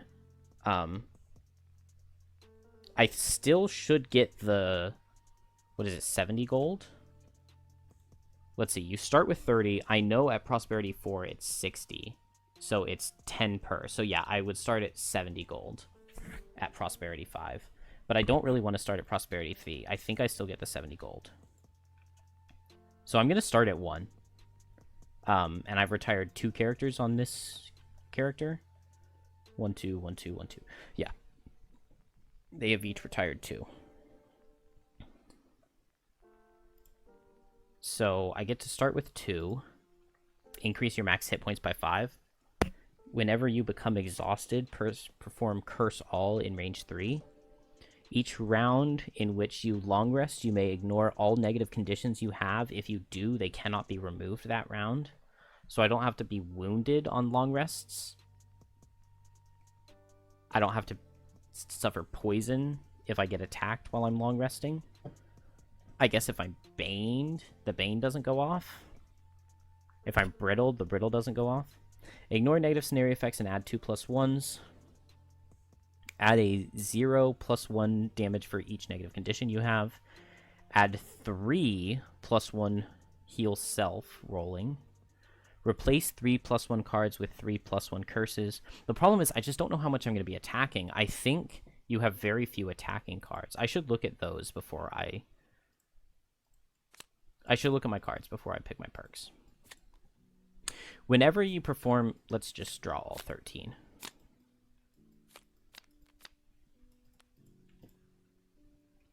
Okay. Unstable Effigy. It's a very fast summon. Summon Flesh Bomb. 3 health, 3 move, attack 2. A lost summon. On death, attack 2, create fire. Target all enemies within range 2. What... Isn't this just the living bomb from the summoner in Gloomhaven? I'm not sure if that was everything in range 2 or just all adjacents, but it's like basically the same thing. I mean, it seems pretty good. That would pull a lot of attack modifiers. It is only attack 2, and I don't know how much we want to be playing a summon. Move 4, immobilize all adjacent enemies and self. I guess if you're retaliating, that's good. Oh, it makes wind, so I could use that armor that's consume wind for 3 shield. Because I would use it, and it would set the wind instantly, and then when I get attacked that round at 18 initiative. Okay, that's a pretty good card. And it's move 4. Like, you cannot complain about 18 initiative move 4, but it is my fastest, which is frustrating. Another lost summon. Heals... 7 health, 2 shield, 1 attack. Ignore retaliate. Whenever this summon would suffer damage, you may suffer that damage instead. That's pretty good. So, like, nothing takes this thing out. I don't know if I want to be, like, running a summon build. Like, do I want summon armor? I feel like this is too loud. Now that I've finished the entire level, right? I like this summon. I would like it more with all my perks. Like, a summon that attacks 1 with a default attack modifier deck is kind of useless. But when I have things like -2 double curse and 0 disarm Fire, wind are the elements that I set. An extra +2. 3 extra +1 curses. Some rolling heals on myself. With those, I would really like a summon, a basically like infinite life summon who attacks for 1 every round. Move 2, retaliate 2 at 19 initiative. That is just, that is a Berserker card, Lightning Bolt card. 19 initiative, move 2, retaliate 2. Although I think that was retaliate 1. And it was 9 initiative, wasn't it? Glasshammer was 11, so it was Resolute Stand, move 2, retaliate 1 at 9 initiative. So not entirely the same, but I loved that card, so I would like this one. Curse, X targets in range 3, where X is the number of negative conditions you have. I mean, that's really good. I love the idea of just putting out like 3 curses. And my team's going to need that kind of tankiness with Deathwalker Trap. I definitely am going to need tankiness. Do I ignore negative item effects? No, I don't. Okay. Move 1, and then a good use for that wind to move 3, loot 1. That's a good loot card. 21 initiative. That's just a good card. Attack for 2, range 3. Attack for 4 with wind. Okay.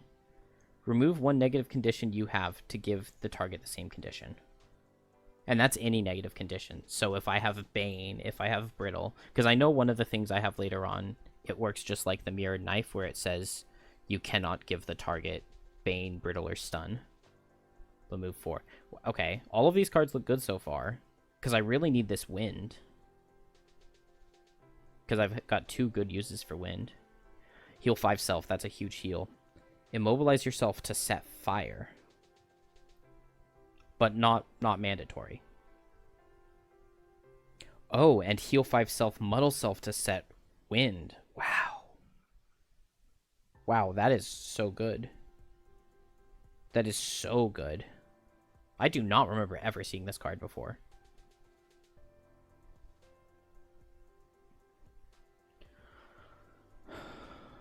One of your allies within range 3 and all enemies adjacent to that ally suffer 2. Consume fire to make it suffer 3. I mean, if I had Coral, that would be really good. With the allies that I have, though, they don't want to be surrounded. That'll, like, never happen.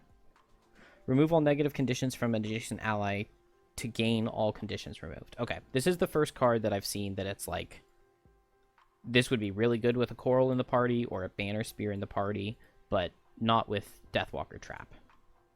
My team is very squishy. We are going to be kiting back and ignoring, trying to dodge hits, not tanking, not face tanking. Heal 3, target self and an adjacent ally. Move 2, poison 1 ally within range 4 and self. You have to poison an ally. So I guess if you don't have an ally in range 4, you have to be like way all by yourself. All enemies within range 3 suffer 1. Okay. I mean, I know that we don't really care about being poisoned. You could even pair this with Line of Transference. And if you have wind, then you get to move, make all enemies in range 3 suffer, and poison, do an attack for poison range 3. Attack 4, range 3, damage to self. That's pretty good. Whenever an ally within range 3 gains a negative condition, you may gain that condition instead, even if you already have it. This is the card that would make this guy go amazing with Geminate. Geminate has a card where it like brittles itself, it can curse and muddle itself, it can poison and wound itself, and if you had this to just give those conditions to Shackles, it almost makes me want to play another Geminate again. That sounds really, really, really fun, especially with the level 6 card to brittle yourself. Brittle impair yourself, I think, is what it does, to add brittle and poison to your attack targeting 3 targets.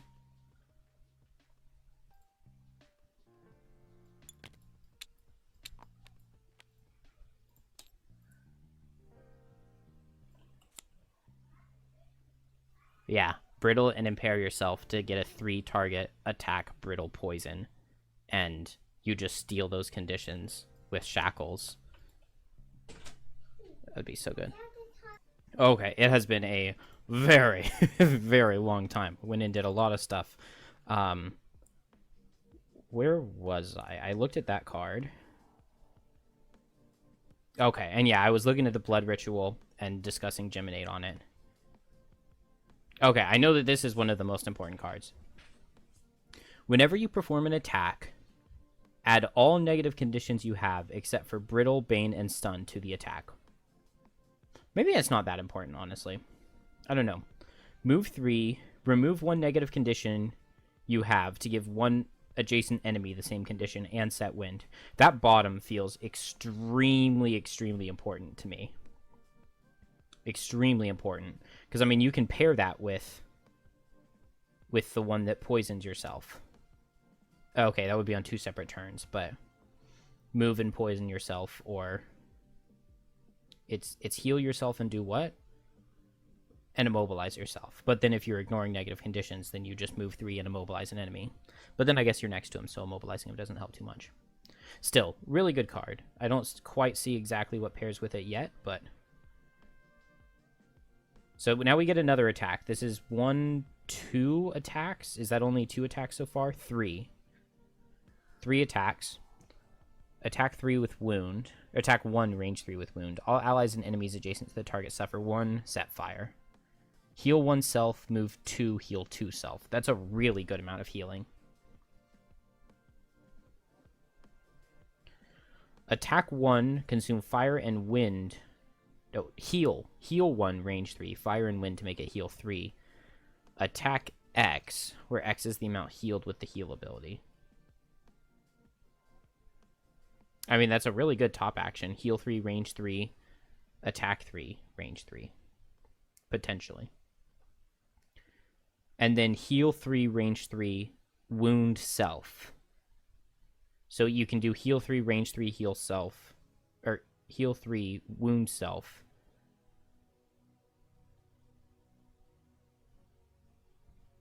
Okay. Attack 2. So a 4th attack. So we have more attacks than I had remembered. Or a 5th one. I think this is a 5th attack.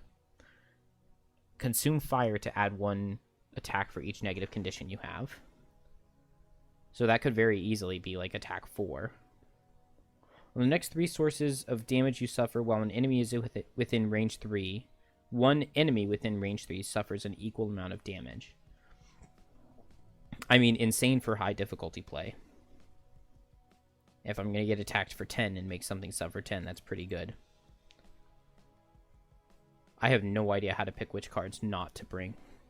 This action can be performed while you have stun. Remove all negative conditions you have, play a card from your hand, and perform its top action either before or after you perform the bottom action of the other card you played this round.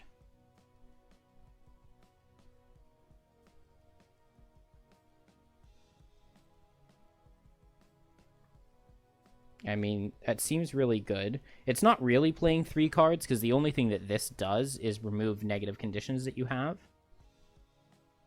But if you do stun yourself for some reason. During this and the next 4 rounds, you are unaffected by negative conditions you have, and they cannot be removed.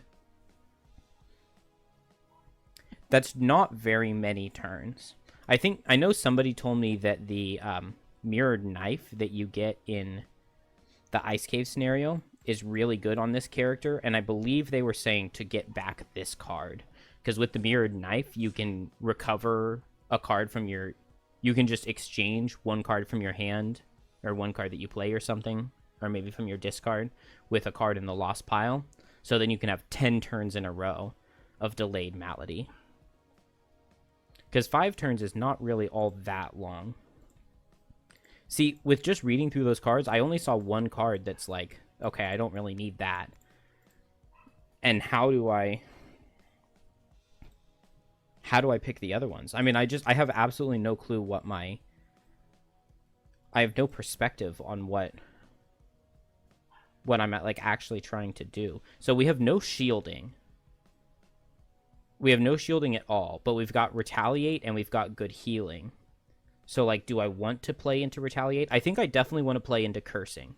So 100% I'm bringing this curse card. But I have to have negative conditions to give out the curses. Do I not have any other curse cards? No other curse cards. That's unfortunate. I really like this move for immobilize self and all adjacent enemies. And set wind.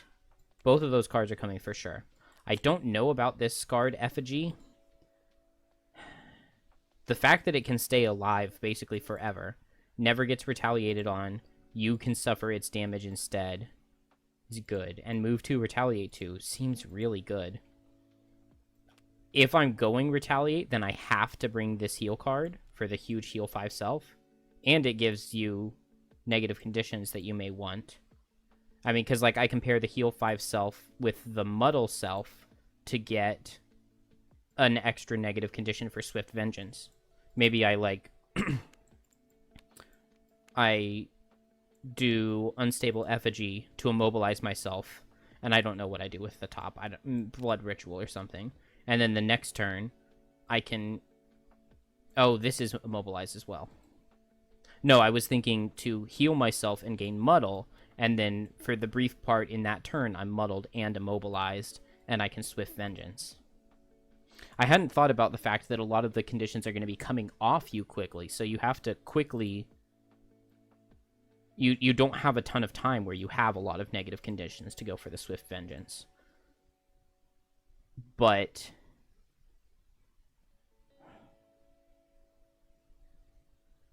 I guess that's why Delayed Malady is really good, because you give yourself a muddle, and then you get to keep it for 5 turns.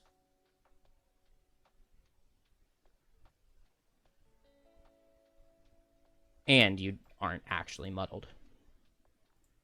What happened with curses? I know that there's, like, some stuff you do that curses yourself. Or, like, you want to be cursed.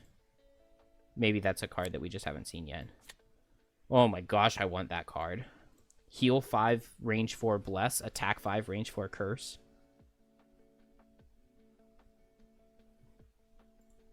And just mirror damage the back that something takes.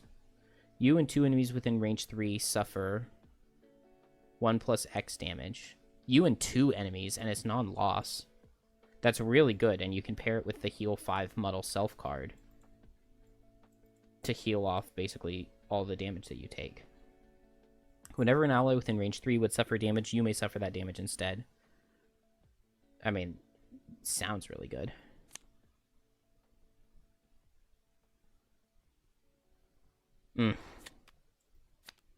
Move 3, disarm adjacent enemy and self. Alright, what other kind of combos can I do? Because, like, I need to figure out which cards I can play together to have any sense of what style I'm going for, to figure out what items I need to do, and how my party... Because, I mean, I'm losing an infinite amount of defense, of tankiness. And if we keep doing +3, it's monster level 6, which means we're barely going down. We go from a level 9 coral to a level 1 no item shackles, and the monsters go down in 1 level. And it's bringing a level 1 to face. Ah, damn. Cleansing Fire, I guess, is a card I wouldn't have to bring. It does only wound 1 guy, and that can be a little underwhelming.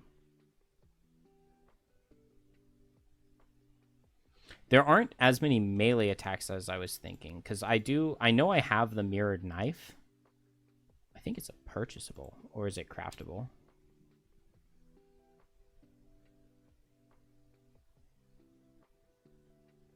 Maybe it's craftable, because I don't see it here. But the Mirrored Knife does the same thing that the Lost card does, where you get to give all negative conditions you are suffering from to an enemy.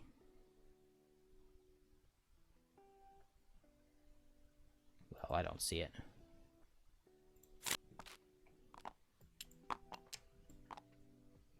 I was using it on Gem. Here it is. During your melee attack, add all negative conditions you have except Brittle, Bane, and Stun to 1 attack. So we really don't have melee attacks to use that item with. But does that mean that we don't want that item? Because it seems like it still has really good synergy with us. I mean, we have a really good use for the unhealthy mixture and the deadly mixture. I can have 5 turns of not having to worry about being wounded, poisoned, immobilized, and disarmed. Trap makes stun traps.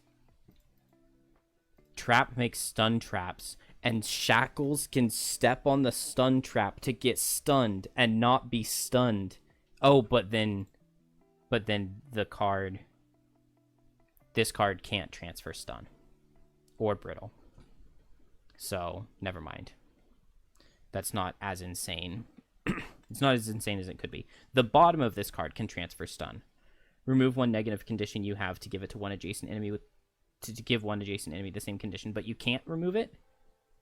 During this and the next 4 rounds, you are unaffected by negative conditions, and they cannot be removed. So I guess if you have Delayed Malady to not be stunned, then you can't transfer it with Shared Affliction, because you have to remove the condition to do so. So that's disappointing. So you could use this to get rid of your own Bane and to get rid of your own Brittle, but not your own Stun. At least not until later if you get another card that does something similar to Delayed Malady that's not Delayed Malady. I mean, Delayed Malady is way too good with the Deadly Mixture to not bring. Because, yeah, just giving yourself those 4 conditions and then going in and giving 4 curses just instantly. And then it doesn't give you Muddle. But there are items that can muddle yourself. And do I have the Slippery Sword? Have I gotten that yet, or is that still in here? Oh, it's still in here. But during your melee attack, add +2 and then disarm yourself. So if I could get that, that would be really nice. I'm really excited by this. This sounds like a lot of fun. Heal 3 on yourself and an ally is really good. I don't know what I'm going to need. Line of Transference sounds really good. I mean, what kind of conditions could I be? Well, I guess I can't do Disarm, can I? Because if I have delayed... I have to have Delayed Malady up to not be disarmed, but then I cannot remove negative conditions. I'm just gonna see if there's anything in the FAQ about this card, because it's not working the way I had imagined it working. Alright, yeah, my reading of the cards was correct. So, you can't play Delayed Malady to transfer the negative conditions that you have. So I cannot Shared Affliction, or basically I can never use Line of Transference to do this attack for 4 at range 3, remove my own disarm and give it to the target, because the only way to attack with the disarm is with the Delayed Malady. At least I think. At least for now. At level 1, the only way to attack with disarm is with Delayed Malady, but then I can't remove my own. I can't remove my own disarm in order to transfer it to an enemy. So that's a little bit sad that Delayed Malady doesn't work with Line of Transference. So what does it work with? It works with Swift Vengeance to give extra curses. It would work with Blood Ritual to take things from allies. It works with Shared Affliction for... Oh, Shared Affliction is how I would give them disarm. Okay. So I would want to do, like, Delayed Malady and Shared Affliction in the same turn, basically. And then I can just give myself... I can give myself disarm from the potion. Disarm, poison, wound. And immobilize? Is that what it is? In the deadly? Yeah, immobilize. Okay, so that works really well with Shared Affliction. Okay, I'm starting to figure it out. There's just a lot to it. So I definitely want to bring all 3 of these cards. Those 3 pair really well together. Then what conditions are not given to me by the deadly mixture? I don't get, I do not get muddle. We can look at the conditions here, right? So I can't transfer these. And then I get these 4 from the potion. So the only other condition is muddle. That's the only one that I would be missing that I can transfer with attacks. So muddling myself with Unending Torment. So I gotta have that to get the whole trifecta. Plus having a heal 5 self sounds really good. Then if I'm doing that Delayed Malady with Shared Affliction with a Deadly Mixture, I'll want Line of Transference. I don't have to do the whole remove a negative condition because they'll just get it from Shared Affliction anyway. Same thing with Blood Ritual. Having an attack 4 that will immobilize, disarm. That's crazy good. That's so crazy. That this can buy so much time with the immobilize and the disarm. Buy so much time for Trap to set up traps to just bonk things. So those feel basically required to go together. That would make Cleansing Fire okay, but I'm kind of thinking that I might not bring this card. I think I do want Unstable Effigy, but maybe the Immobilized Self isn't actually going to be as good as I was thinking it would be, because I can get it from the potion anyway. And it is only 5 turns of doing that, so I need to make sure that I'm, like, popping these.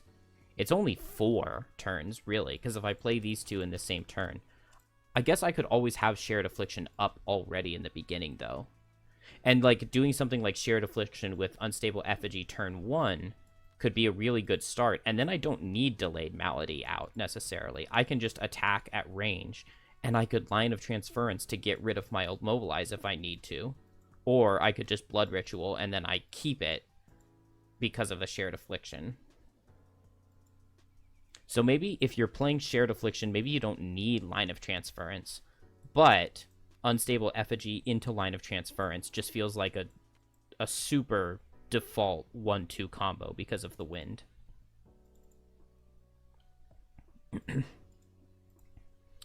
Then, if I'm playing both of these losses, if I'm planning to play both of them, does that mean that I don't bring the Scared Effigy? I think it does, but a bottom that does 2 Retaliate is really useful. So I'm definitely thinking all of these cards right now. I need to find 2 not to bring. Cleansing Fire is the one that I'm leaning towards dropping the most. And then 1 more to not bring. So attack 2, add +1 for each negative condition you have. I mean, that's definitely going in. With Shared Affliction and Delayed Malady and the potion to give yourself 4 negative conditions, that's already... Oh, but then it needs fire. You really need fire for that to be worth anything.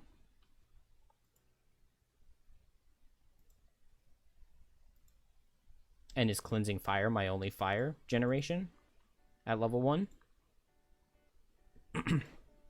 I think it is. Which means I don't do Transferred Injury? I don't know. Maybe I still could. I mean, that doesn't seem bad. But Agony of Others with fire seems insane. It's 78 initiative, so what would it pair with? It could pair with 21 initiative, but I really like the top of this to hopefully get like 3 curses out per rest cycle, right? 25 initiative is not bad. 18 is pretty good.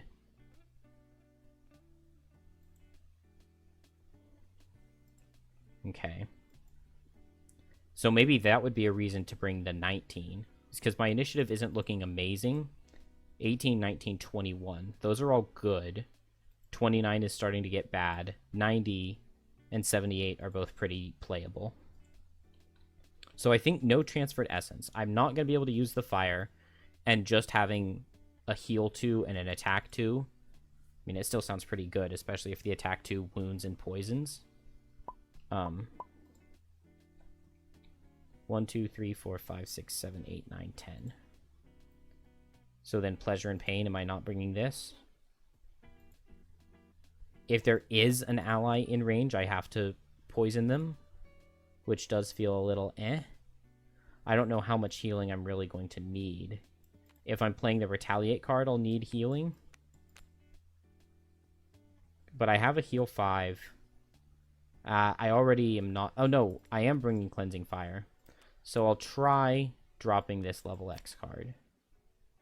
And I think those are the set of cards I'm going to try on the first scenario. But it's so weird that both of my summons are fast summons. The Unstable Effigy does also make fire on death. But I would really love to have an... Oh, okay, here's another fire creation. Okay, that's good. That's really good to be able to have that. And it gives me Immobilize, which would obviously pair well with Agony of others. Okay. I'm really excited. I think this sounds like a lot of fun. Let's try to figure out items. I think I want to be playing Shared Affliction really early, which means that I don't need Mirrored Knife. I mean, it definitely feels like Mirrored Knife is built for the character. I don't think I have any multi-target melee abilities. I get 70 gold to spend. I don't have any melee abilities. I have no melee attacks myself. Are there any crazy Ember energy sources to use?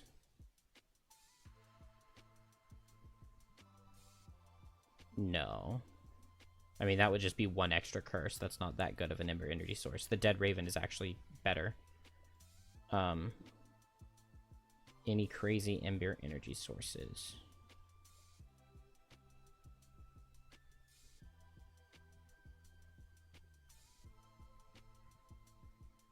I mean, it could make this to make all allies and enemies suffer 2.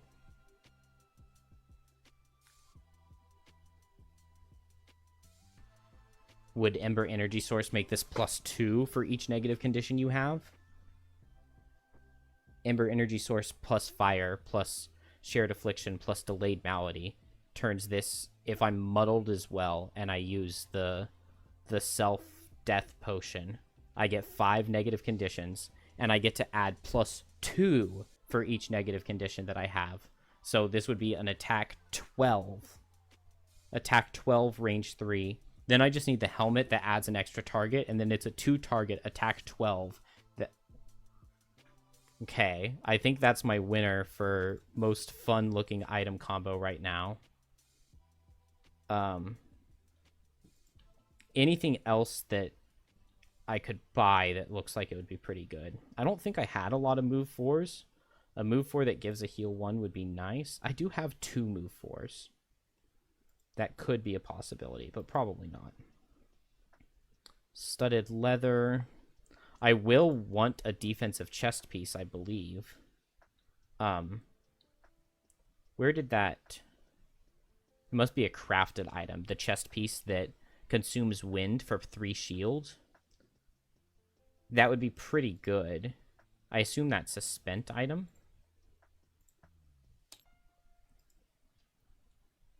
Here it is. When you suffer damage from an attack, consume wind to gain 3 shield for the attack. It's really not bad on me. Item 3 is just going to be one of the starting craftable cloaks, I believe. Yeah, it's this, the traveling cloak. And then 233. What is 233?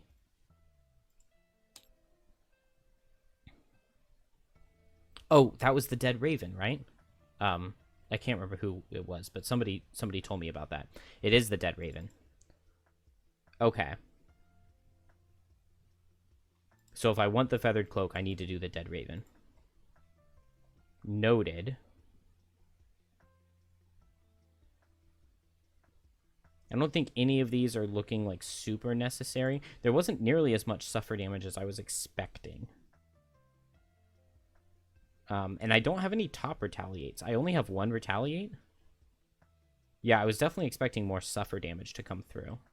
Especially after the board. So, like, Armor Bane Bow to be able to add Pierce would be pretty good.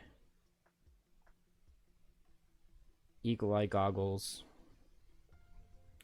Ooh, Circlet of Elements could be interesting, just because it's kind of hard for me to get the right elements. But maybe I would prefer to have just like a crit helm. But then it gets plus or minus ones added. Very, very tough. Very tough.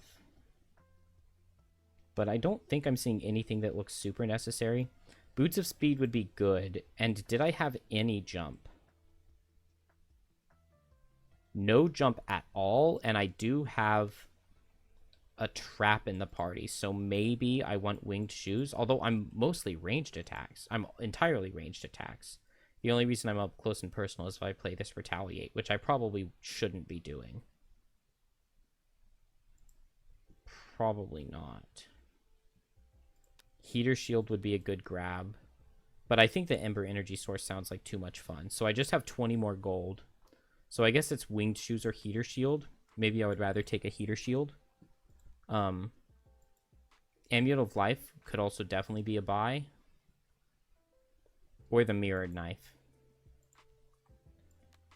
I think we'll do Amulet of Life.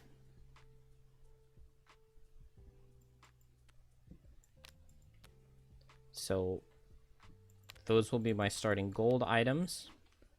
And then I get... What do I get? Oh, I can make potions, right? So let's make a double arrow vine axe nut, which is 2 or more of the same, and we get the deadly mixture 119.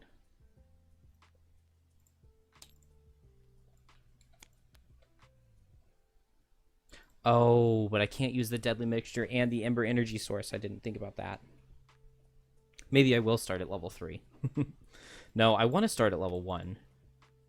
Deadly mixture is probably better than ember energy source, but this sounds like way too much fun with Agony of Others.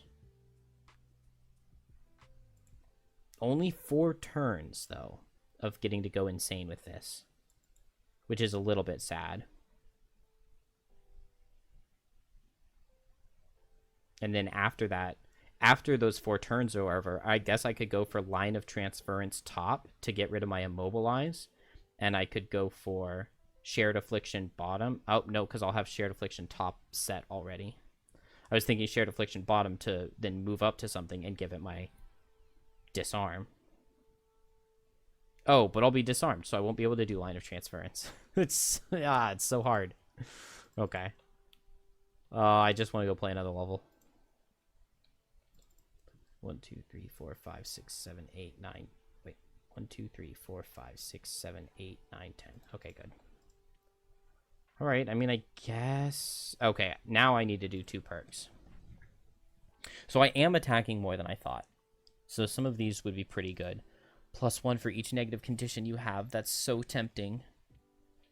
Each round in which you long rest, you may ignore all negative conditions you have. If you do, they cannot be removed that round.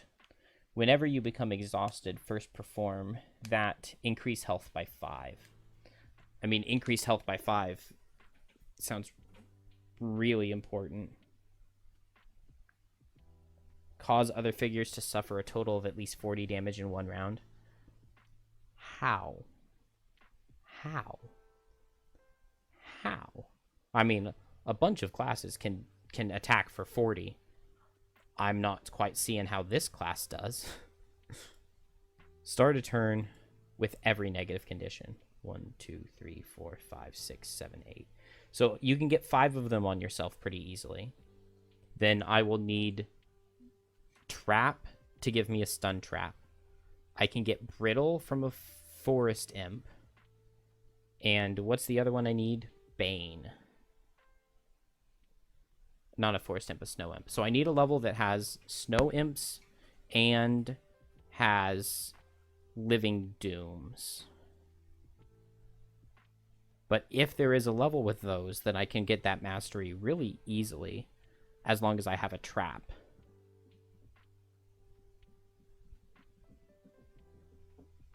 But I'm not thinking of any level that has those. What other enemies can... Frozen Corpses can brittle you, but that's more conditional. Who can bane you besides Living Doom? There's got to be somebody that I'm just not thinking of. I'm sure that there's a level. I'm sure that there's a level somewhere that meets those criteria of having Snow Imps and Living Doom. But I'm not thinking of it right now. Like Glowing Catacombs. It has Ice Wraith. And it has Living Dooms, and it has Living Spirits. And so Living Spirits can give you the stun, but not the brittle. There are items that can brittle self, right? But then you can't transfer it with Shared Malady, Shared Affliction. But you can with Shared Affliction bottom.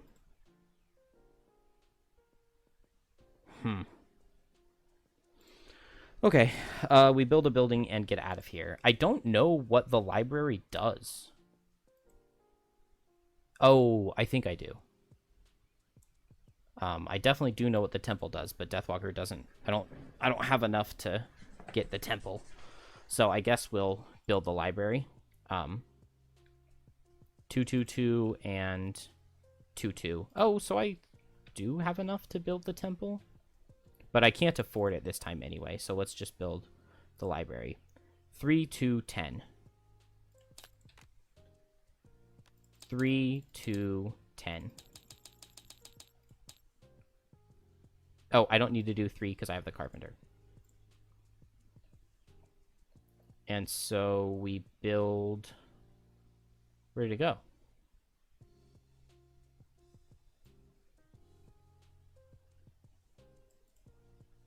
Wasn't it right here? Wasn't it 83?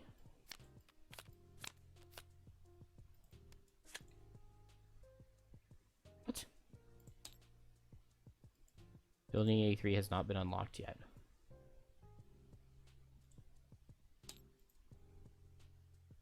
Are they upside down or something? That's level 3. That's level 2.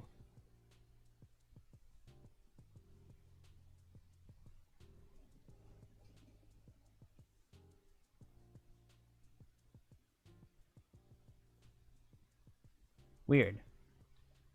I wonder how that happened. Luckily, I put the envelope back here. And I can just... Library level 1.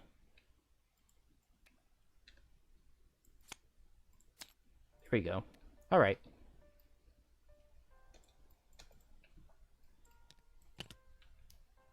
One prosperity and 190.3. Those double retirements really do a lot for your prosperity.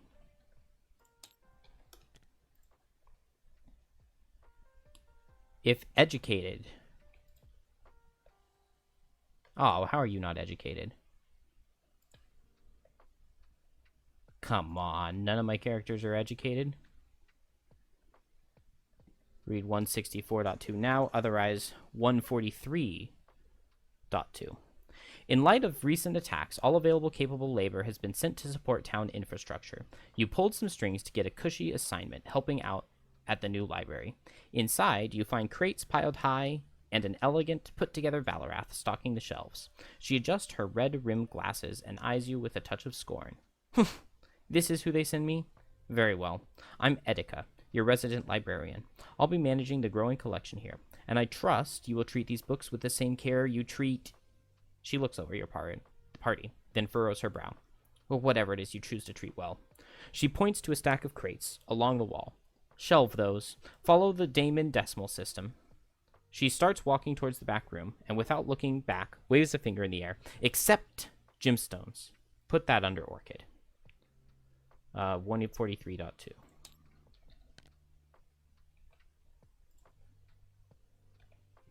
You're not even halfway through sorting the books when Etika returns. What are you doing? She grabs a book on vermling psychology out of your hands. The spines face out, so you can read them. And this. She grabs an object half off the shelf, brandishing it angrily inches from your face. This is a block of wood. This could someday be a book, but it certainly isn't one yet.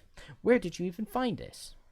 She stops, gathering herself in a deep breath. She straightens her skirts and starts again, more calmly. All right. Master Scrim would want me to spread knowledge, not animosity. So, how about we make a deal? She smiles mischievously. I teach you all about the library, all that the library has to offer. You collect a few items from the field for me. She averts her gaze, unsure how to continue. They're just a few tomes that I'd like you to retrieve. You look at her blankly, and she rolls her eyes. Books. Tomes are old books. You nod. Somewhere out there are books of incredible power. The tome of life, the tome of conflict, the tome of elements, the tome of time. I want you to collect them for me. The young Valarath pushes her red-rimmed glasses up the bridge of her nose. I'm not going to spend my time up here working on some nonsense busywork, as though I should sit around writing the complete history of Frosthaven. Please, this town was a sleeping fishing village until a few years ago. It'd barely fill a napkin. It's clear this is an argument she had in the past, and her hands are balled up in the memory of it. After a moment, she remembers you're standing in front of her. She gives a terse smile, then takes a deep breath before continuing. My research suggests the Tome of Life is in this region. It's the whole reason I'm up here after all. If you do happen upon it, bring it back to me, and I'll make sure you're rewarded.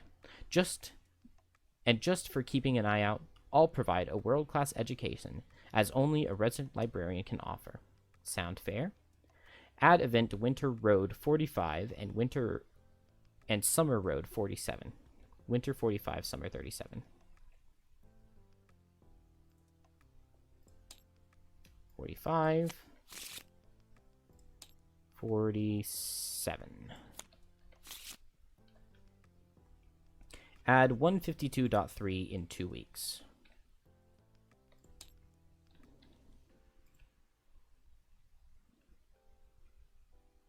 Okay.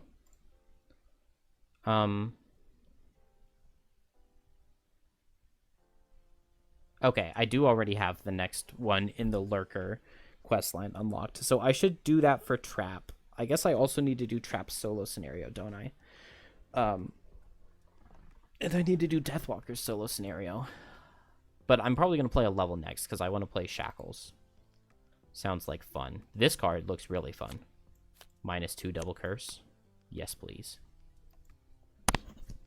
But I guess I should be done.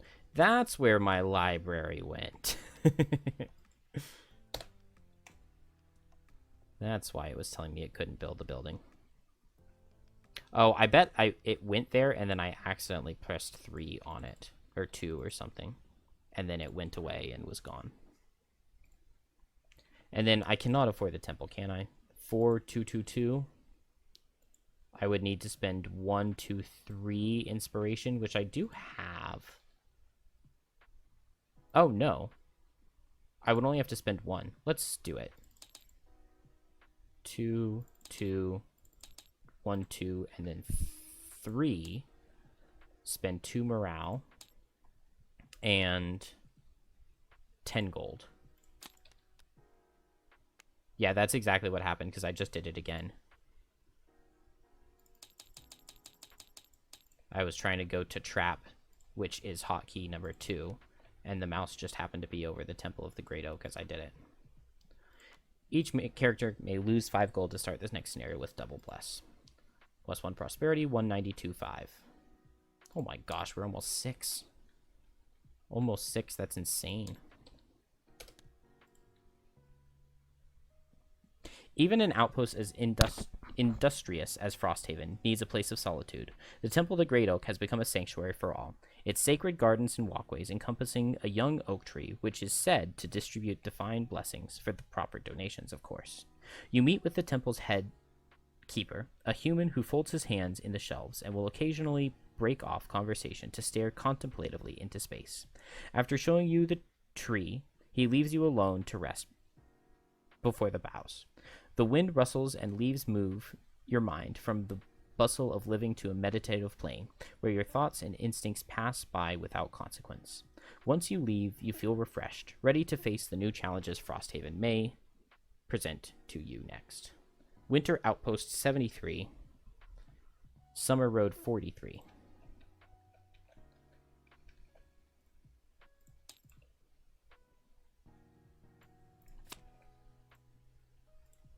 I don't remember what it was. Winter Outpost 73.